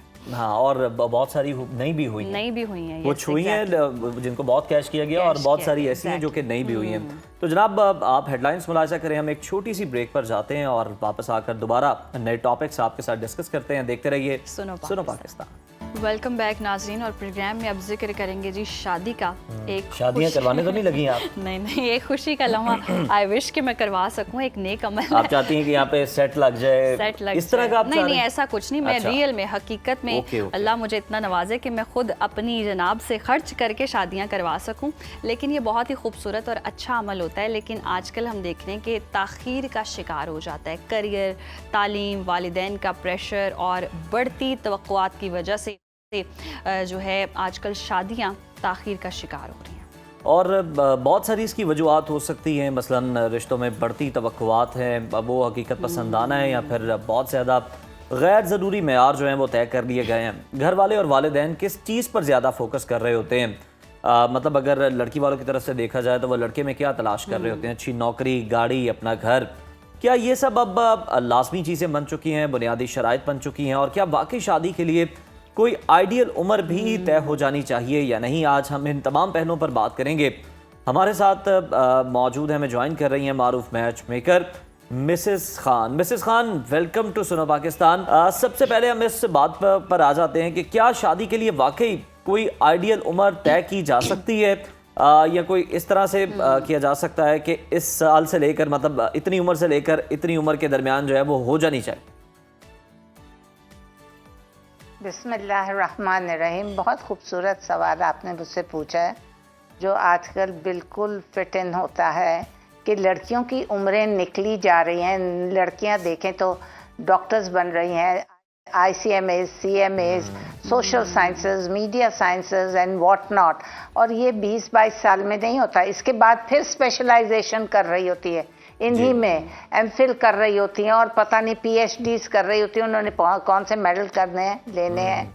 उनको ये सोचना चाहिए इनके साथ साथ उनकी उम्र जा रही है और साथ साथ माँ बाप को पढ़ाई के साथ साथ रिश्ता भी ढूंढ लेना चाहिए, ताकि उनकी उम्रें जब निकल जाए, पढ़ लें, तो फिर वो रिश्ता ढूंढने निकलती हैं, 28 साल की हो जाती हैं, फिर हम पे प्रेशर आ जाता है। सही। फिर धड़ाधड़ हमें फोन किया जाता है, आप तो इतनी मशहूर थी, आपके पास लड़के नहीं है। अरे भाई तुम लोग आओ, 30 साल के करीब तो हम कहाँ से पैदा करेंगे लड़के?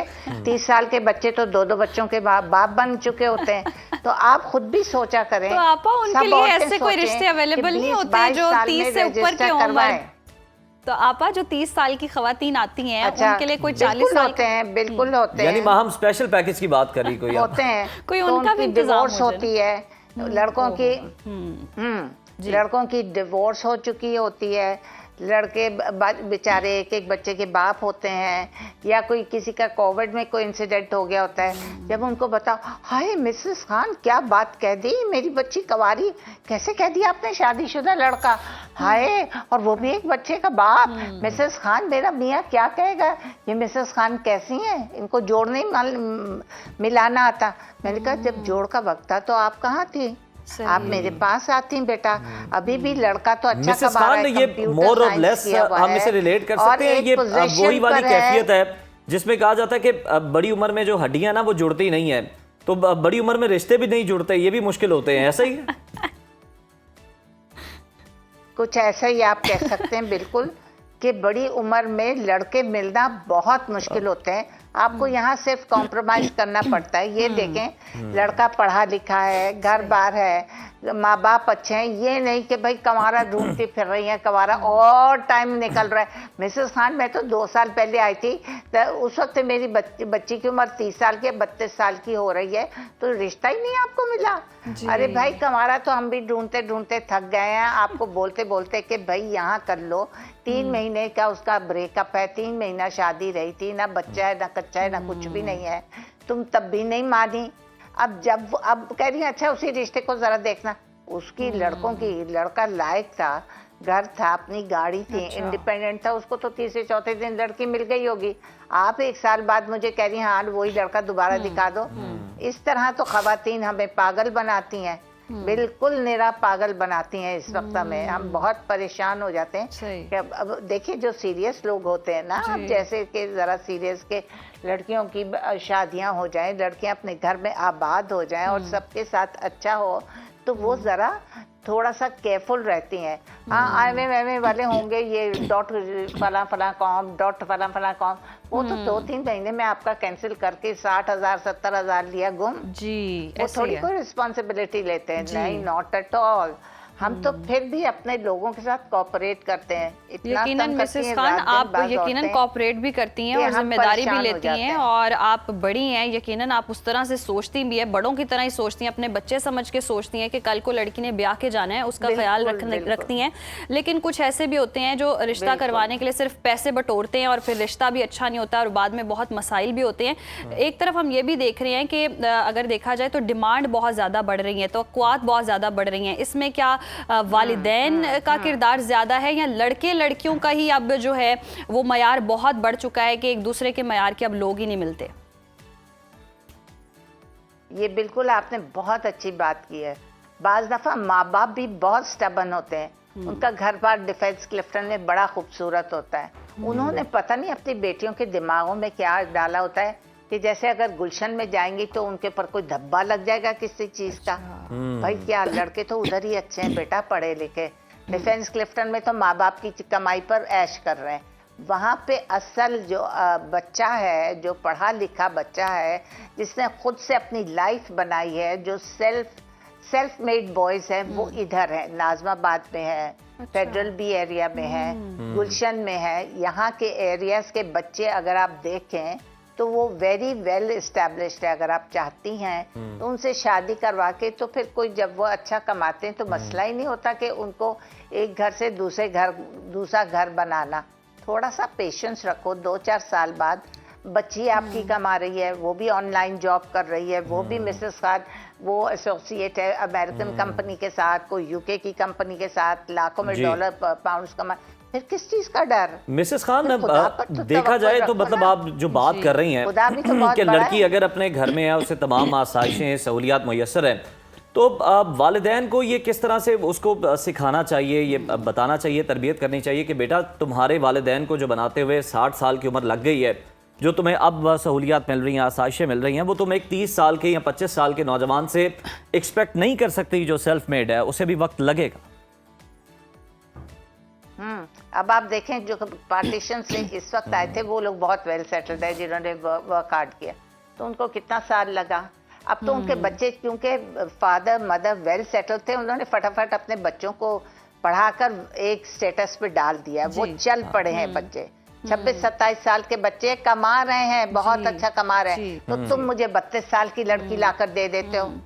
अब बताओ मैं कहाँ से मैचेस इतना ढूंढो? और वाकई मेरे पास 25, 26, 27 साल के लड़के इतने आते हैं कि फिर मैं बैठी हुई कह रही होती हूँ कि या अल्लाह, इनको मैं कैसे बड़ी लड़कियां दिखाऊं।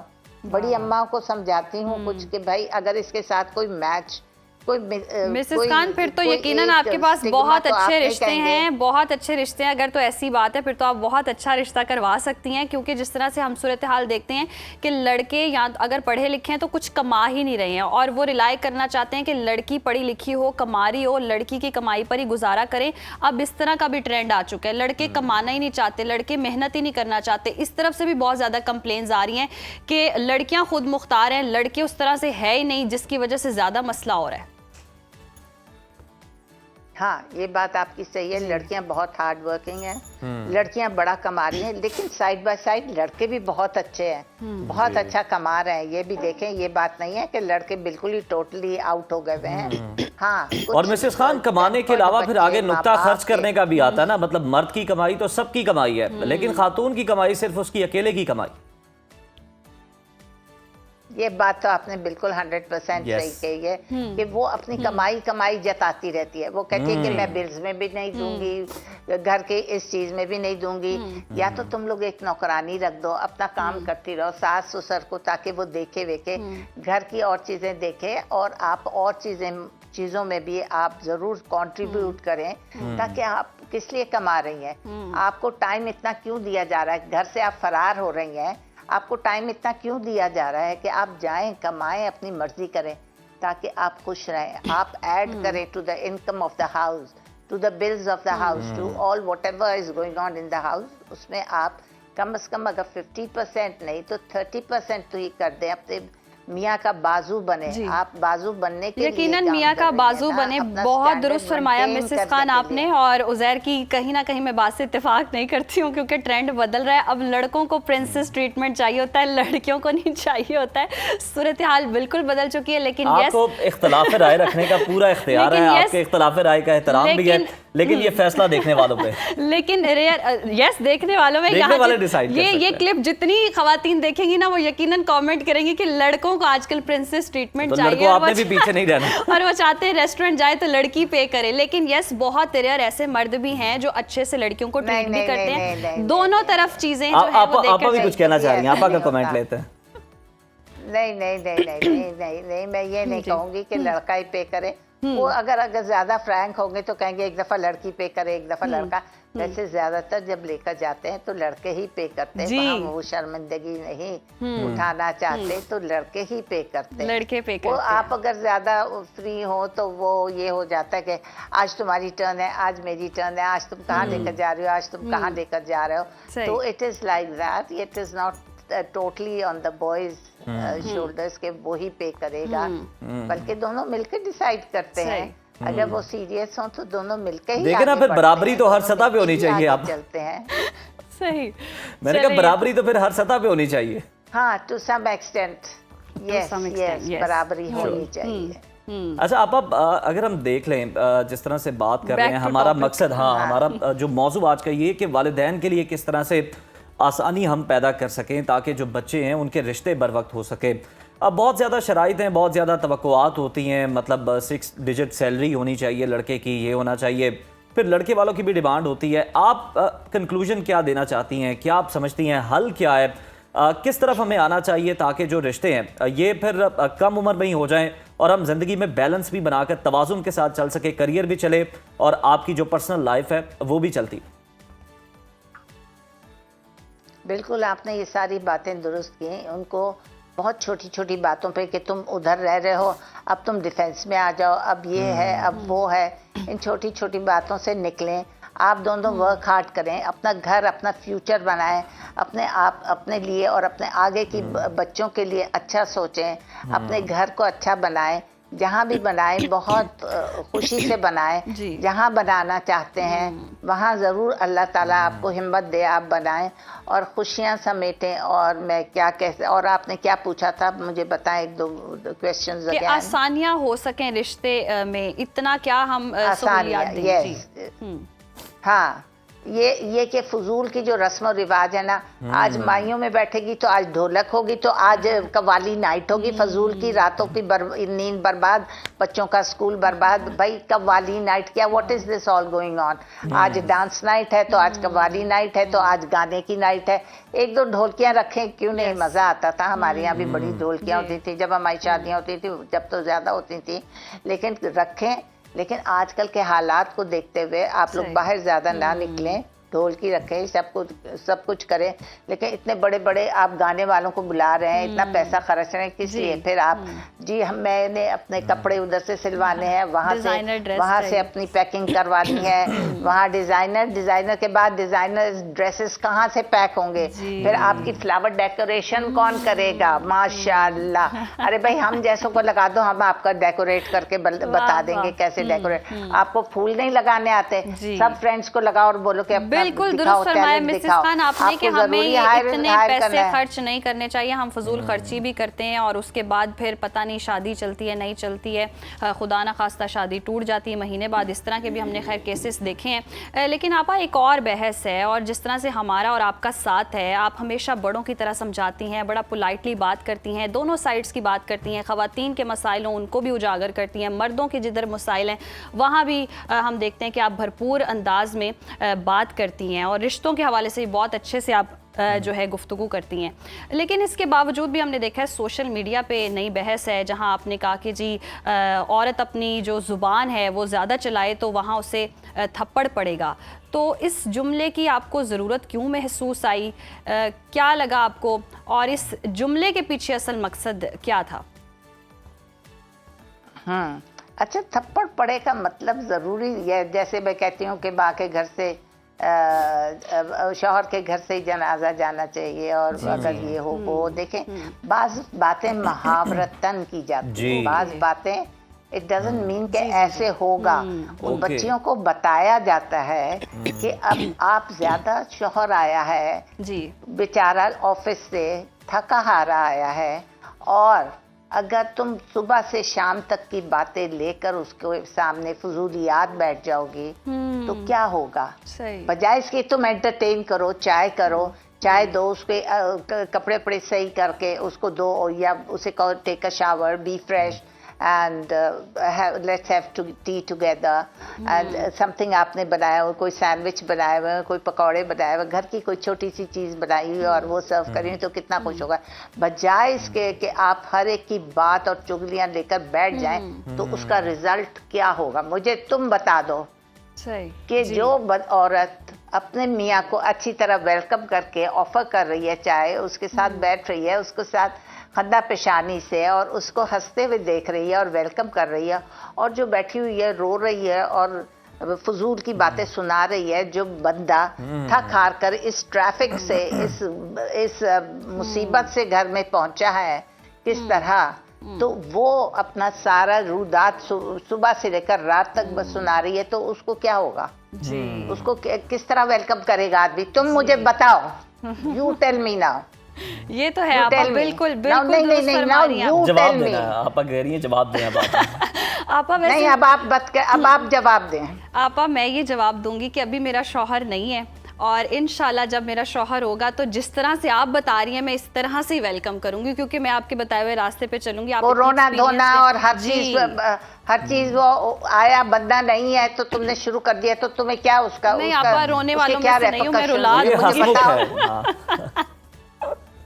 मैं रोने वालों में से नहीं हूँ। जो मैंने कहा है ना, आपने मुझसे जवाब मांगा, मैं अब आपसे जवाब पूछ रही हूँ कि वो वाली औरत और जो औरत जो मैंने बताया है, वो जो टर्टर करने वाली औरत है, उसके साथ क्या? मिसेस खान, मुझे जो लग रहा है ये सारी गुफ्तगू से जो जवाब माहम ने दिया है, इसने को आपकी गुफ्तगू से को बहुत ज्यादा सीखा नहीं, कोई थोड़ी सी कमी कहीं रह गई है। कहती मैं रुलाने वालों में से हूँ, मैं रोने वालों में से नहीं, वो मैं जनरली बता रही हूँ, लेकिन शौहर को ऐसा नहीं होना चाहिए, ऐसे नहीं होना चाहिए। It's a two way traffic, और दोनों को जी प्यार मोहब्बत से रहना चाहिए। दोनों को प्यार मोहब्बत से रहना चाहिए, और जिस दिन मेरी शादी होगी ना आपा, मैं आपको कॉल करूंगी और बताऊंगी मैंने अपने शौहर को बहुत अच्छे से वेलकम किया। और शौहर, हाँ, और शौहर आकर टटर करेगा तो औरत भी क्या करेगी? फिर वो भी समझ जाए कि वो क्या करेगी।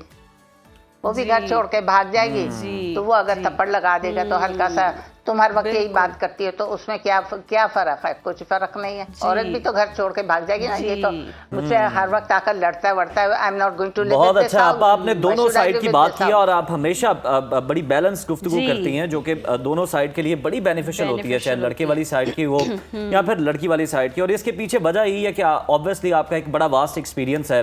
और बहुत शुक्रिया मिसेस खान आपके वक्त का, और यकीनन देखने वाले हैं उन्होंने इससे बहुत कुछ सीखा होगा कि किस तरह से आपको जिंदगी को आसान बनाना। वहाँ दीन भी आसानी का पैगाम देता है, नाम भी आसानी का है। तो आप क्या इतने बड़े फंक्शंस के चक्कर में पड़े हुए हैं और वेट कर रहे हैं कि जनाब इतने डिजिट वाली सैलरी होगी, ये वाली गाड़ी का मॉडल होगा, यहाँ पे इस इलाके में जाएंगे तो रिश्ते करेंगे या शादी करेंगे। लेकिन मुझे लगता है थोड़ा वेट कर लेना चाहिए। किसी गलत इंसान से शादी करने से बेहतर है कि आप थोड़ा इंतजार करके जब आप बहुत ज्यादा वेट कर रहे होते हैं ना, तो फिर जो आपकी एक्सपेक्टेशंस होती है ना, ओवरवेट भी हो जाते हैं। और फिर जो आपकी एक्सपेक्टेशंस की एक लिस्ट होती है ना, उसमें से सिर्फ आखिरी शर्त रह जाती है। कॉम्प्रोमाइज तो की है आपकी लाइफ की, आपको हर सतह पर हर जगह पर कहीं ना कहीं कॉम्प्रोमाइज करना ही पड़ता है। और शादी जी चलती ही कॉम्प्रोमाइज से है। दोनों तरफ से अगर बैलेंस होगा और कॉम्प्रोमाइज होगा, अच्छे से रिश्ता निभाएंगे तो अच्छा चलेगा। इसी मैसेज के साथ मेरे ख्याल से ब्रेक लेना ही बनता है। यहाँ वक्त है ब्रेक का। देखते रहिए सुनो पाकिस्तान। ब्रेक के बाद आपको दोबारा खुशामदीद कहते हैं। और आपको पता है कि सर्दियों का आगाज़ तो हो ही चुका है, और ये मौसम आते ही बहुत सारे लोग ये शिकायत कर रहे होते हैं कि उनकी जल्द बहुत ज़्यादा ड्राई हो चुकी है, खुरदरी हो चुकी है, सख्त हो गई है।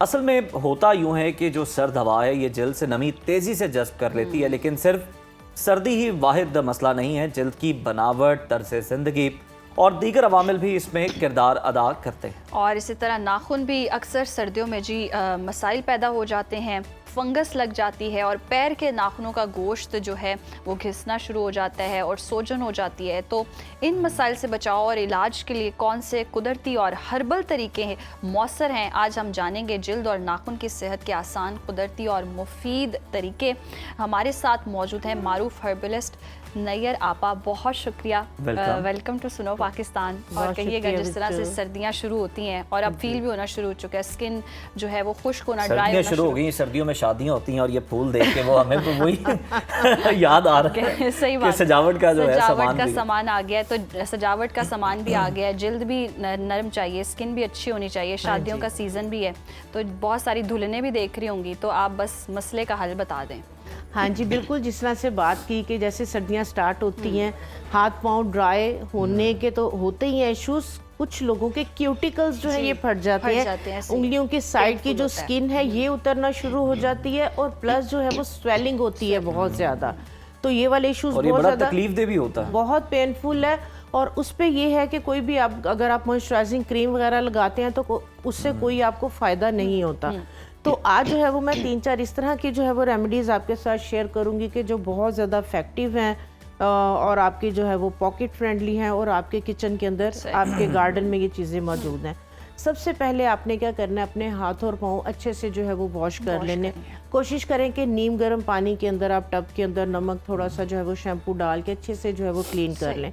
उसको फिर जो है वो आप टॉवल से ड्राई करके, तो आप उसके अंदर एक, जैसे अगर हम खासकर क्यूटिकल्स की बात करें तो नीम गर्म पानी के अंदर आपने जो है वो फटकड़ी, ठीक है, ये देखें, फटकड़ी को जो है वो तवे के ऊपर रख के इसको जो है वो आप थोड़ी देर के लिए छोड़ देंगे।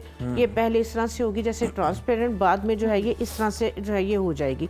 तो ये लाजमी आप जो है ये बना के हर वक्त घर में जो है वो रखें। इसके जो है वो बहुत ज़्यादा जो है वो मल्टीपल बेनिफिट्स हैं।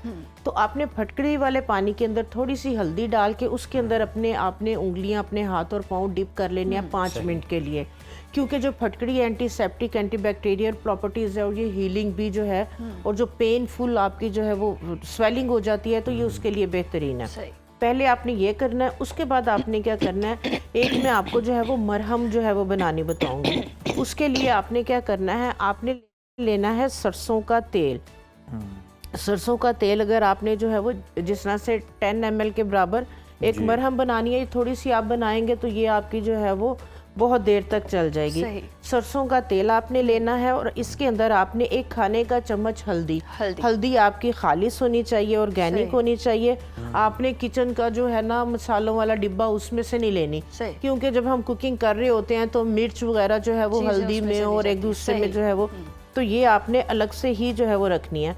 इस तरह से आपने भर के एक खाने का चमचा इसके अंदर जो है ये हल्दी का जो है ये डाल देना है कि ये एक थिक सी जिस तरह से जो है ये पेस्ट बन मरहम की आपकी पेस्ट के अंदर जो है ये इस तरह से आ जाए। और इसके अंदर आपने तकरीबन 1 चाय की चम्मच जो है वो कैस्टर ऑयल, क्योंकि जो कैस्टर ऑयल जो है ये भी हीलिंग प्रॉपर्टीज़ हैं और ये लुब्रिकेट करेगा और ये बहुत जल्द जो है वो आपके क्यूटिकल्स, अगर जो है वो आपकी उंगलियां, आपके हाथ पांव ड्राई हैं, क्यूटिकल्स फट रहे हैं, तो ये 1 चाय की चम्मच के बराबर इसके अंदर जो है ये कैस्टर ऑयल डाल के ये देखें ये इस तरह से आपकी जो है ये थिक सी मरहम बन जाएगी। ठीक है। तो ये वाली आपने जो मरहम है इसको आपने क्या करना है, जैसे आपकी जो क्यूटिकल्स हैं ये आपके जो है वो फटे हुए, आपने जो है वो उंगली के साथ अपने क्यूटिकल्स के ऊपर इसको लगा के और मलमल का साफ नीट क्लीन जो है वो कपड़े गॉज ले लें मेडिकल स्टोर से, ठीक है, उसकी लंबी लंबी सी स्ट्रिप्स जो है वो काट लें। तो ये आपने क्या करना है, आपने जो है वो गॉज के साथ इसको जो है वो कर लेना और ऊपर आप टेप लगा दें, ठीक है, ताकि ये ओवरनाइट लगा रहे। रैप इसलिए करना है कि आपके बिस्तर वगैरह के ऊपर जो है वो हल्दी के ना लगे। तो ये ओवरनाइट आपने इसको जो है वो लगाना है। 2 से 3 दफा ही आप लगाएंगे, आप देखेंगे कि आपके जो है ये हील हो जाएंगे। ठीक है। ये मरहम लाजमी बना के रखें। ये ना सिर्फ आपकी क्यूटिकल्स बल्कि आपके जो है ये जिस तरह से आपकी क्रैक हील्स हो रही होती हैं, ब्लीडिंग हो रही होती है, तो ये उसके लिए भी बेहतरीन है। यही मरहम अगर आपने किचन में बना के रखा हुआ है, कई दफा कुकिंग करते हुए आपका हाथ जल जाता है, ठीक है, स्टीम के साथ रेड हो जाता है, आप पेस्ट वगैरह लगाते हैं, पेस्ट से अच्छा ये वाला मरहम है, ठीक है, फौरन ये मरहम लगाएंगे, इससे दाग भी नहीं बनेगा और दाग भी नहीं रहेगा और छाले भी नहीं बनेंगे। ये इतना अच्छा मरहम है, इसको हर वक्त बना के आप अपने घर में रखें। इसके बाद जो है वो एक मैं क्यूटिकल ऑयल जो है वो आपको बनाना बताऊंगी। ये फूल आप देखें जगह जगह लगे हुए हैं, मैरीगोल्ड के, गेंदे के ये फूल है, जगह जगह लगे हुए हैं, ठीक है। इसकी इतनी ज़बरदस्त जो है ये प्रॉपर्टीज़ हैं, ये एक ही टाइम के अंदर आपकी जो है वो हील भी करता है। जैसे अगर आपके जो है वो कोई जख्म वगैरह नहीं है, क्यूटिकल नहीं फटे हुए, लेकिन सर्दियों के अंदर मुंह धोने के बाद इचिंग होती है, खारिश सी हो रही होती है, तो ये इन सब के लिए, और नंबर 2 मॉइस्चराइजिंग प्रॉपर्टीज हैं इसकी। इसके लिए हमने क्या करना है, हमने लेना है तिलों का तेल। तिलों का तेल बहुत अच्छा है, पेनिट्रेशन इसकी बहुत अच्छी होती है और इजीली मिल भी जाता है। खाली से व्हाइट या सफ़ेद तिलों का तेल जो है ये आपने ले लेना है, ठीक है। जिस तरह से जो है ये 100 ml के करीब जो है ये मैंने सफ़ेद तिलों का तेल लिया। इसके अंदर फूल आपने धो के अच्छी तरह से ड्राई कर लेने हैं ताकि इसके अंदर पानी वगैरह और डस्ट वगैरह ना हो।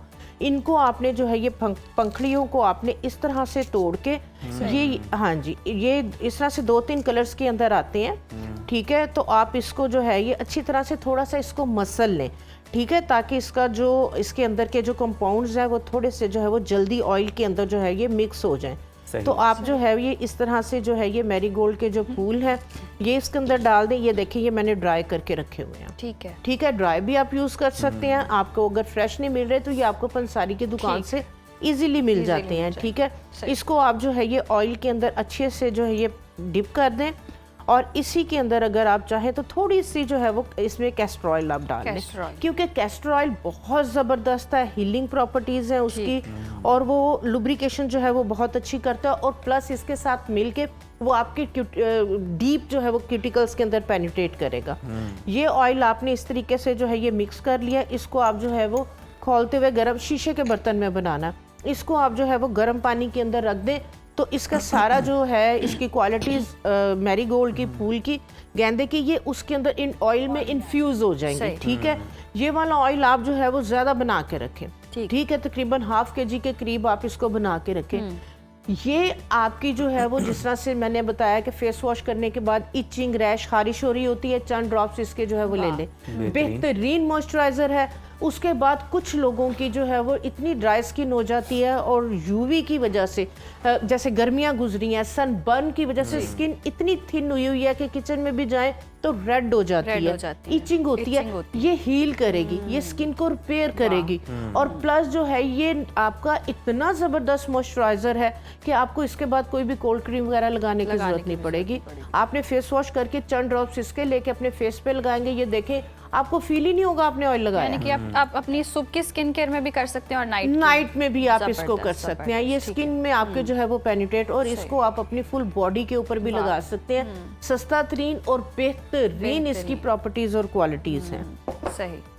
इसके बाद जो है वो कोशिश करें आप कि जिस तरह से आप जो ख़वातीन हैं बर्तन धोती हैं, कपड़े धोती हैं, तो वो क्या करें, ये आपको पंसारी की दुकान से मिल जाएगी लैनोलेन, ठीक है। ये इस तरह से वैक्स है, इस तरह से, ठीक है। ये लैनोलेन जो है ये देसी घी का, हाँ जी, यस। ये शीप की जो वूल है ना उससे एक्सट्रैक्ट, उससे जो है वो हासिल की जाती है लैनोलेन, ठीक है। ये लैनोलेन इतना ज़बरदस्त मॉइस्चराइज़र है, और प्लस इसकी जो क्वालिटी है कि अगर आप थोड़ा सा इसको जो है ये देखें, ये इसको आपने क्या करना है, जैसे अगर 1 टेबलस्पून लैनोलीन है, बहुत इजीली मिल जाएगा और सस्ता है, 1 टेबलस्पून आपने लैनोलीन लेना है, और 1 टेबलस्पून ही इसके अंदर जो है वो ग्लिसरीन, और 1 टेबलस्पून इसके अंदर आप जैतून का तेल, ये आपने नीम गर्म करेंगे तो ये सारी चीज़ें जो है ये मिक्स हो जाएंगी, तो इसको आप जो है ये क्रीम सी आपकी बन जाएगी, ठीक है। ये वाली जो क्रीम है ये आप बना के रखें।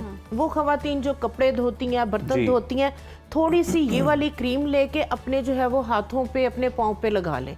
उसके बाद आप बर्तन धोएं, कपड़े धोएं, ये वाटरप्रूफ की एक कोटिंग आपके हाथों पे हो जाएगी।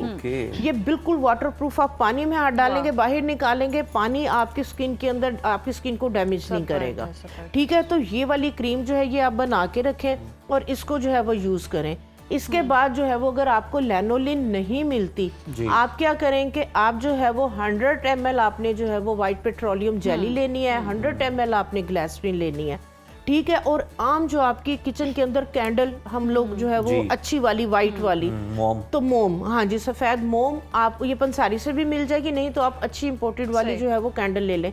इन तीनों चीज़ों को जो है वो आप हल्की सी आंच पे मेल्ट करेंगे, ये आपकी क्रीम बन जाएगी, ठीक। ये वाली आपकी जो क्रीम है इतनी ज़बरदस्त, सस्ती तरीन और इजीली जो है ये बनने वाली है। इसको भी जो है वो आपके अगर क्यूटिकल्स फटे हुए हैं, आपके ड्राई जो है वो हाथ हैं, पाँव हैं, क्रैक हील्स है, तो ये वाली जो क्रीम है ये आप इसको जो ज़बरदस्त। तो आप अगर नेल्स की बात करें तो समटाइम्स ये होता है कि सर्दियाँ आई हैं, बंद जूते पहने तो वो नेल पे फंगस लग जाती है, नेल ही उखड़ना शुरू हो जाती है, बिल्कुल ऐसा ही है। हाँ जी, जिन लोगों को ये इशू है कि सारा दिन बंद शूज़ पहन के रखते हैं और उनके नेल्स पे जो है ये फंगस वगैरह का इशू हो जाता है, उसके लिए जो है ये फटकड़ी बेहतरीन है। नाइट के अंदर आप फटकड़ी वाले पानी के अंदर डिप करें अपने पाँव, उसके बाद इस वाली फटकड़ी का जो है जब हम इसको खील करेंगे तो ये बिल्कुल ऐसे सॉफ्ट हो जाएगी। इसका अच्छी तरह से पाउडर बना के इसको जो है वो स्टेनर में छान लें। छान के आपने 1 टेबलस्पून जो है ये फटकड़ी का लेना है और 1 टेबलस्पून ही वाइट पेट्रोलियम जेली, इन दोनों को आपने अच्छे से जो है ये मिक्स कर लेना है, ठीक है। तो जिनके नेल्स वगैरह पे जो है वो फंगस लगी हुई है तो आपने पहले फटकड़ी वाले पानी में उसमें थोड़ा सा नमक डाल दें, हल्दी डाल दें, तो उसके बाद आपने ये वाली जो वाइट पेट्रोलियम जेली और फटकड़ी को मिक्स करके आपने क्रीम बनाई है, ये आप अपनी उंगलियों के ऊपर लगाएं और वहाँ पे आप जो है वो कोई कॉटन वगैरह रैप कर लें ताकि ओवरनाइट लगी रहे, ठीक। तो इसके साथ जो है वो इंशाल्लाह ताला फंगस वगैरह का, उसके बाद आप जब शूज़ पहनते हैं तो शूज़ पहनने से पहले आप जो है वो जिस तरह से कॉर्नफ्लोर है, हाफ कप आप कॉर्नफ्लोर ले लें और हाफ कप ही उसके अंदर आप बोरेक्स जो है वो पाउडर ले लें, ठीक है। बोरक पाउडर आपको मेडिकल स्टोर से आराम से जो है ये मिल जाएगा। इन दोनों चीज़ों को आप मिक्स करके रख लें, ठीक है। ये वाला जो पाउडर है ये आप अपनी जो है वो शूज़ के अंदर या अपनी फिंगर्स में आप लगा के फिर आप सॉक्स पहन के शूज़ पहने। इसके साथ आपके जो है वो जूते में नमी भी नहीं आएगी, स्मेल भी नहीं आएगी। और जिन लोगों के पाँव बहुत ज़्यादा, कुछ लोगों के होता है पसीना बहुत ज़्यादा आता है, उनके ये इशू होते हैं, तो आप क्या करें, जब हम मेडिसिन लेके आते हैं उसके अंदर से छोटी छोटी सी जो पोटलियाँ सिलिका जेल की निकलती हैं, आप अपनी शूज़ की एक साइड के ऊपर वो रख लें, सही। वो आपका जो मॉइस्चर है उसको जो है वो सॉक लेगी, नमी नहीं आने देगी, सही, ठीक है। तो ये आप जो है वो इसको करेंगे, आप देखेंगे कि आपके जो है वो पाँव में नमी नहीं आएगी और काफ़ी हद तक फंगस का जो इशू है ये सॉल्व हो जाएगा। ज़बरदस्त, बहुत शुक्रिया नैयर आपा, और बड़े ही हेल्दी टोटके जिसको अपना के आप जो अपने मसाइल दूर कर सकते हैं। सर्दियाँ आने वाली हैं, हाथों पैरों के मसाइल होंगे, खुश्की के मसाइल होंगे, तो ये सारे मसाइल जो हैं इस सब का जी कुदरती हल मौजूद है, घर में मौजूद है, ईजी और आसान और सस्ता, तो यकीनन आपके लिए मददगार साबित होगा। और अगर गलती से कोई सेगमेंट मिस हो जाता है तो सोशल मीडिया पर है, आप दोबारा जाकर देखकर फिर से उसको अप्लाई भी कर सकते हैं। और तो यहाँ वक्त हो गया ब्रेक का, ब्रेक शामिल करते हैं और ब्रेक के बाद दोबारा हाजिर होते हैं। एक और टॉपिक जो है वो भी बाकी है, देखते रहिए सुना पाकिस्तान। तो बिल्कुल ये जो बच्चों की तरबियत है ये एक बड़ा हसास मौजू है, ये किसकी जिम्मेदारी है? रूहानी तौर पर आपको क्या करना चाहिए बच्चों के लिए? उनकी कमज़ोरी या फिर सेहत से जुड़े कुछ मसले हैं, तो कौन से रूहानी वज़ाइफ हैं और हिदायत हैं जो कि मौसर साबित होते हैं? इन्हीं तमाम चीज़ों पर आज बात कर लेते हैं। मारूफ रूहानी मौलज कारी शफीकुर रहमान साहब स्टूडियोज़ में हमारे साथ मौजूद हैं। कारी साहब, आपको खुश आमदीद कहते हैं प्रोग्राम में। आज के दौर में हम देखते हैं कि वालिदैन के लिए सबसे बड़ा रूहानी चैलेंज बच्चों के लिए क्या है? क्या वालिदैन के अमाल और नीयत का भी बच्चों की तरबियत पर कोई रूहानी असर होता है? क्या देखा है आपने मुशाहिदे? जी, बिस्मिल्लाहिर्रहमानिर्रहीम। कुरान करीम की आयत है, इन्नमा अम्वालुकुम औलादुकुम फितना। औलाद और अमवाल ये वालिदैन के लिए फितना और आजमाइश तो है।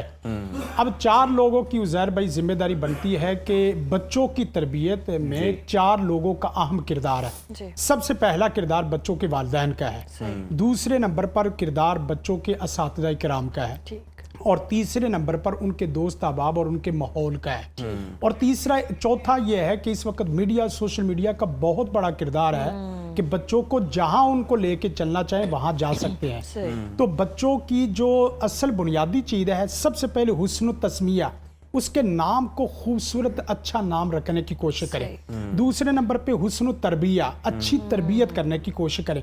अच्छी तरबियत से मुराद यह है कि सबसे पहले उसे निजाफत और तहारत सिखाओ, फिर उसके बाद जूं ही हदीस के अंदर आता है, एक हदीस आती है कि 7 साल का बच्चा हो तो उसको नमाज सिखाओ, और एक हदीस ये है कि जब बच्चा दायां और बायां जूता सीख ले कि ये सीधा जूता और ये उल्टा जूता है, ये दायां ये बायां, उस वक्त उसको नमाज सिखा दो। गोया कि उसकी डायरेक्शन करो जी, उसका अकीदा नजरिया।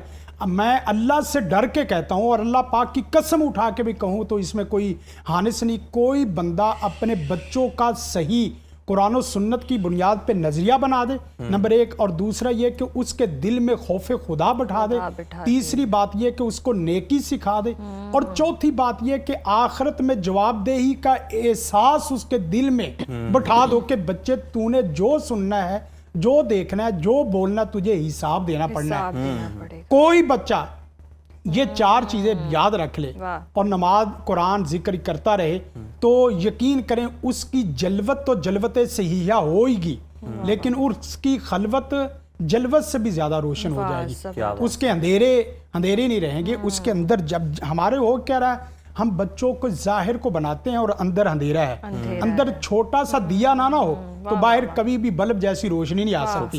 अंदर सूरज जला हो तो आप यकीन करें पूरे जहान रोशन हो जाते हैं। सहाबा किराम खूबसूरती भी फिर कहीं पीछे रह जाती है, बहुत पीछे रह जाती है। सहाबा किराम के मुतल्लिक आता है कि तअल्लमनल ईमाना, हम सबसे पहले ईमान सीखा करते थे, क़ब्ल अन नतअल्लमल कुरान, कुरान के सीखने से भी पहले। और फिर साथ साथ ये भी एक अमल आता है, तअल्लमनल इल्मा वल अमल मान, इल्म और अमल, तालीम और तरबियत दोनों इकट्ठी सीखा करते थे।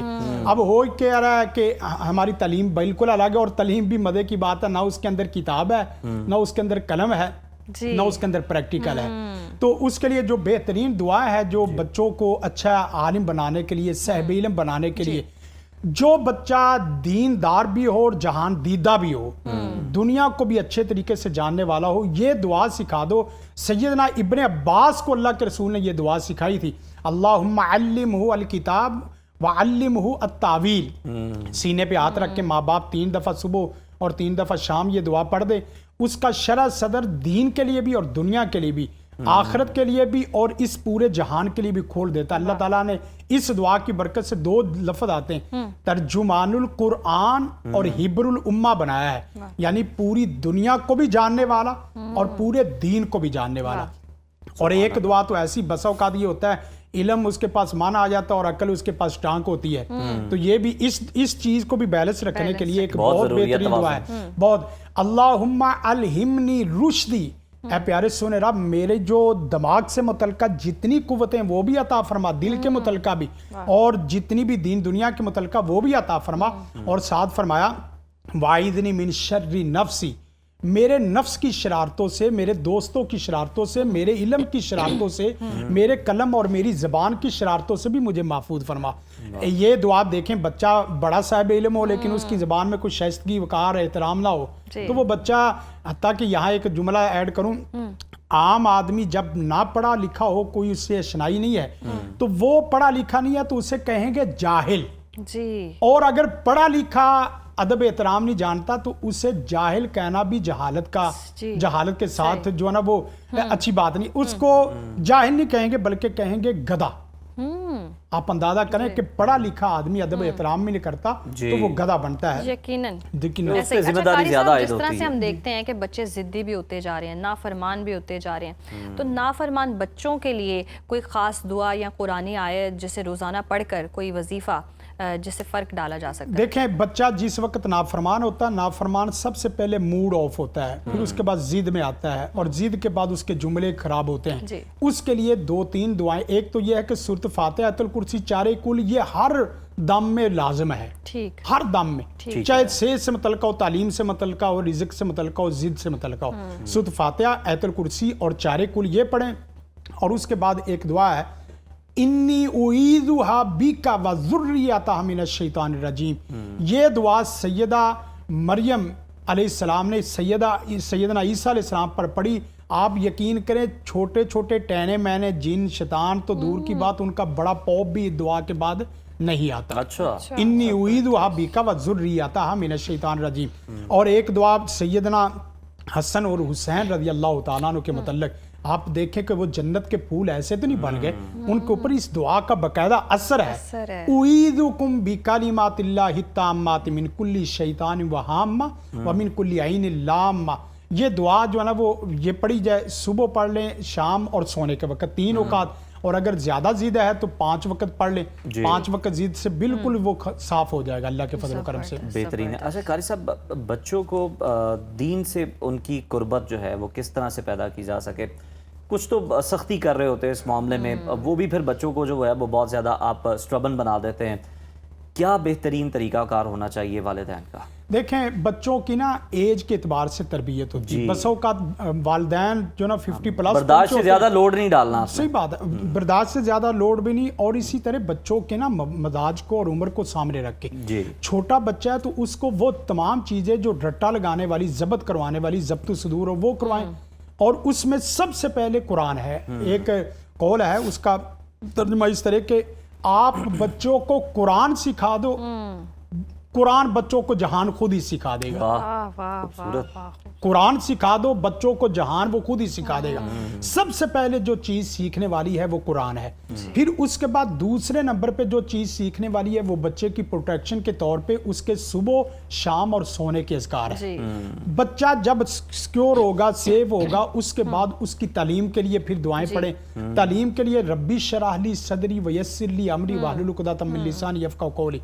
और मैं एक और दुआ जो छोटे बच्चों के लिए भी है और बड़े बच्चों के लिए भी। जो बच्चा घर से निकलते वक्त ये दुआ पढ़ लेता है, बिस्मिल्लाहि तवक्कलतु अलल्लाह वला हौला वला कुव्वता इल्ला बिल्लाह, दुनिया की कोई ताकत उसे गुमराह नहीं कर सकती। इंसान, जिन, शैतान, तीनों चीजें, इंसान, जिन, शैतान। बिस्मिल्लाहि तवक्कलतु अलल्लाह वला हौला वला कुव्वता इल्ला बिल्लाह। और ये बच्चा पढ़ ले और माँ बाप उसके एक दुआ उसको साथ पढ़ दे, अल्लाहुम्मा अस्तौदिकुमुल्लाह फी दीनिकुम व ईमानिकुम व ख़वातिम आमालिकुम।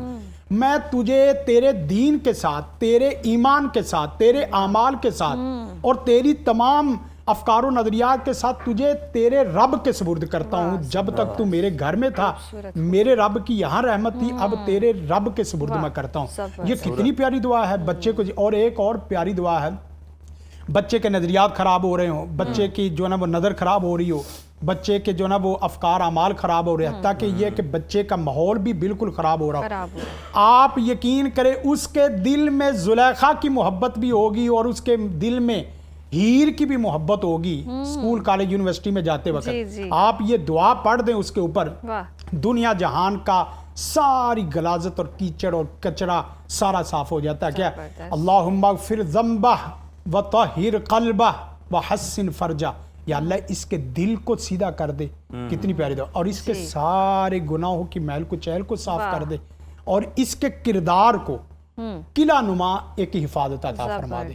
जो बच्चा ये दुआ खुद पढ़ेगा वो खुद महफूज है, और अगर माँ बाप और उसके असातिज़ा उसके पढ़ेंगे तो अल्लाह के फजलो करम से ईमान, किरदार, हया, ये सब कुछ महफूज रहता है। और जो 4 जुमरे बोलता हूँ, एक जो ना, सबसे पहले बच्चे को अकीदा सिखाओ, दूसरे नंबर पे नमाज सिखाओ, तीसरे नंबर पे साथ ही कुरान और जिक्र सिखाओ, और साथ साथ बच्चों को जो बुनियादी चीज़ है जी। जो बहुत ज़्यादा नुकसान दे रही, वो क्या, ईसार और इनकिसार। बच्चा इल्म थोड़ा सा है और इसी तरह फूला हुआ है, ना बाबे मामे को, दादे को, ना अपनों को, ना बेगानों को जानता पहचानता ही नहीं है उसको। और फिर साथ साथ छोटा सा एक और हर बात, ये पांचवी चीज साथ बता रहा हूँ, खिदमत खलक। चाहे गिलास उठाने की आदत डाल दो, मसल्ला बिछा है तो मसल्ला उठाने की आदत डाल दो, किसी को पानी पकड़ाने की और सलाम लेने की आदत डाल दो, बना दें उसे आप, बच्चा हीरो बनेगा। बहुत ज़बरदस्त हीरो बनने की तो सारी तरकीब आपने बता दी हैं। कारी साहब, हम देखते हैं टेक्नोलॉजी का दौर है और हर बच्चे के हाथ में मोबाइल है। मोबाइल छूट जाने का कोई वजीफा कि बच्चे टेक्नोलॉजी से इस तरह से कम कर दें स्क्रीन टाइम। देखें, मोबाइल को उसी वक्त लिया जा सकता है जिस वक्त आप देखें बच्चों की, जिस वक्त मोबाइल वाली बात आती है ना, मैंने अपने घर में भी बच्चों को मोबाइल पकड़ाया, लेकिन मोबाइल में आप यकीन करें सबसे पहले कुरान सिखा दें और कुरान की तिलावत और उसके बाद नाद जी। जो बच्चों को मोबाइल हमेशा के लिए छुड़ाना चाहता है वो अपने आप को और अपने बच्चों को कार्टून से दूर कर दे। अच्छा, जबरदस्त। बच्चे सिर्फ मुझे आपको नहीं देखना चाहते, यकीन करें। आप अभी लगा दें, आपकी तस्वीर आ गई, मेरी तस्वीर आ गई, बच्चों ने आगे पीछे कर दिया और जो ही बच्चों के सामने कार्टून की छोटी छोटी कहानी आती है तो वो पलक झपकना भूल जाते हैं। तो आप उनको छोटी छोटी जो अगियार की कहानी है ना, एक छोटी सी बात, एक बच्चे से पूछा कि बेटा क्या बनना चाहते हो, कहने लगा डॉक्टर, कहने लगा इंजीनियर, कहने लगा मैं फलां बनना चाहता हूँ। एक बच्चे ने कहा मैं साहबी बनना चाहता हूँ। साहबी, कहा कि बेटा साहबी आपको पता है कौन होता है? कहने लगे कि साहबी तो वो होता है जिसने अल्लाह के रसूल को ईमान की हालत में देखा और ईमान की हालत में दुनिया से गए हो। कहा कि मैंने अपने बाबा मामा से और मैंने अपने असातिज़ा से सबसे अच्छा किरदार जिसका सुना है वो सहाबी रसूल का सुना है। सहाबी नेक होते हैं, सहाबी एक होते हैं, सहाबी में मोहब्बत होती, मुस्कुराहटे बांटते हैं, वो लोगों को उठाते हैं। तो मुझे नहीं पता कि वो कौन होते हैं, लेकिन मैंने बनना वही है। आप जिस वक्त अपने बच्चों को पहले इब्राहिम अलैहिस्सलाम का किस्सा सुनाते थे, मूसा अलैहिस्सलाम का किस्सा सुनाते थे, शेखुल इस्लाम इब्न तैमिया की कहानियाँ सुनाते थे, अपने असातिज़ा की। अब तो यह है कि माँ, पहले तो यह है कि बच्चों को तब छुड़ाओ, पहले माँ उसकी फेसबुक छोड़े और सुबह व्हाट्सएप देखना छोड़े। माँ बाप पहले फेसबुक देख रहे होते हैं और उसके बाद और यकीनन तभी तो कहा जाता है कि हम ये आखिरी जनरेशन होंगे जिनके माँ बाप थोड़े बहुत सादे हैं, मोबाइल नहीं इस्तेमाल करते। आने वाले वक्तों में तो माँ बाप भी मोबाइल यूज कर रहे हैं और बच्चों को गाने और ये कार्टून आदतें भी वहीं से पढ़ रही हैं। अच्छा बुलाना चाहते हो तो अच्छा सुनाना शुरू कर दो, अच्छा बनाना चाहते हो तो अच्छा दिखाना शुरू कर दो, और अच्छा लिखवाना चाहते हो तो अच्छा पढ़ाना शुरू कर दो। अच्छा बोलने के लिए अच्छा सुनना, अच्छा लिखने के लिए अच्छा पढ़ना और अच्छा करने के लिए अच्छा देखना जरूरी है। इस वक्त आप बच्चों को 2-2, 4-4 हजार के पिज़्ज़े खिला रहे हो, 200 की किताब क्यों नहीं ला के देते भाई? सोचने का मकाम। सोचने 2,000 का पिज़्ज़ा आपका पता नहीं वो उसने खाने के बाद कौन सी तहजीब बन जाना है, लेकिन आपकी वो 500 की किताब हमेशा जिंदा लोगों को ये सोचने की बात है। और इसी सवाल के साथ जनाब हम इजाज़त तलब करते हैं। उससे पहले आपका बहुत शुक्रिया कारी साहब, बड़ी खूबसूरत आपने दुआएं वज़ाइफ सिखाए और बच्चों की तरबियत के लिए आपने जो चीज़ें हैं वो बताई हैं। तो जनाब आज का हमारा प्रोग्राम जो है इसका अख्ताम होता है। कल दोबारा कुछ नए मौज़ूआत के साथ आपकी खिदमत में हाजिर होंगे। तब तक के लिए इजाज़त दीजिए। अल्लाह ने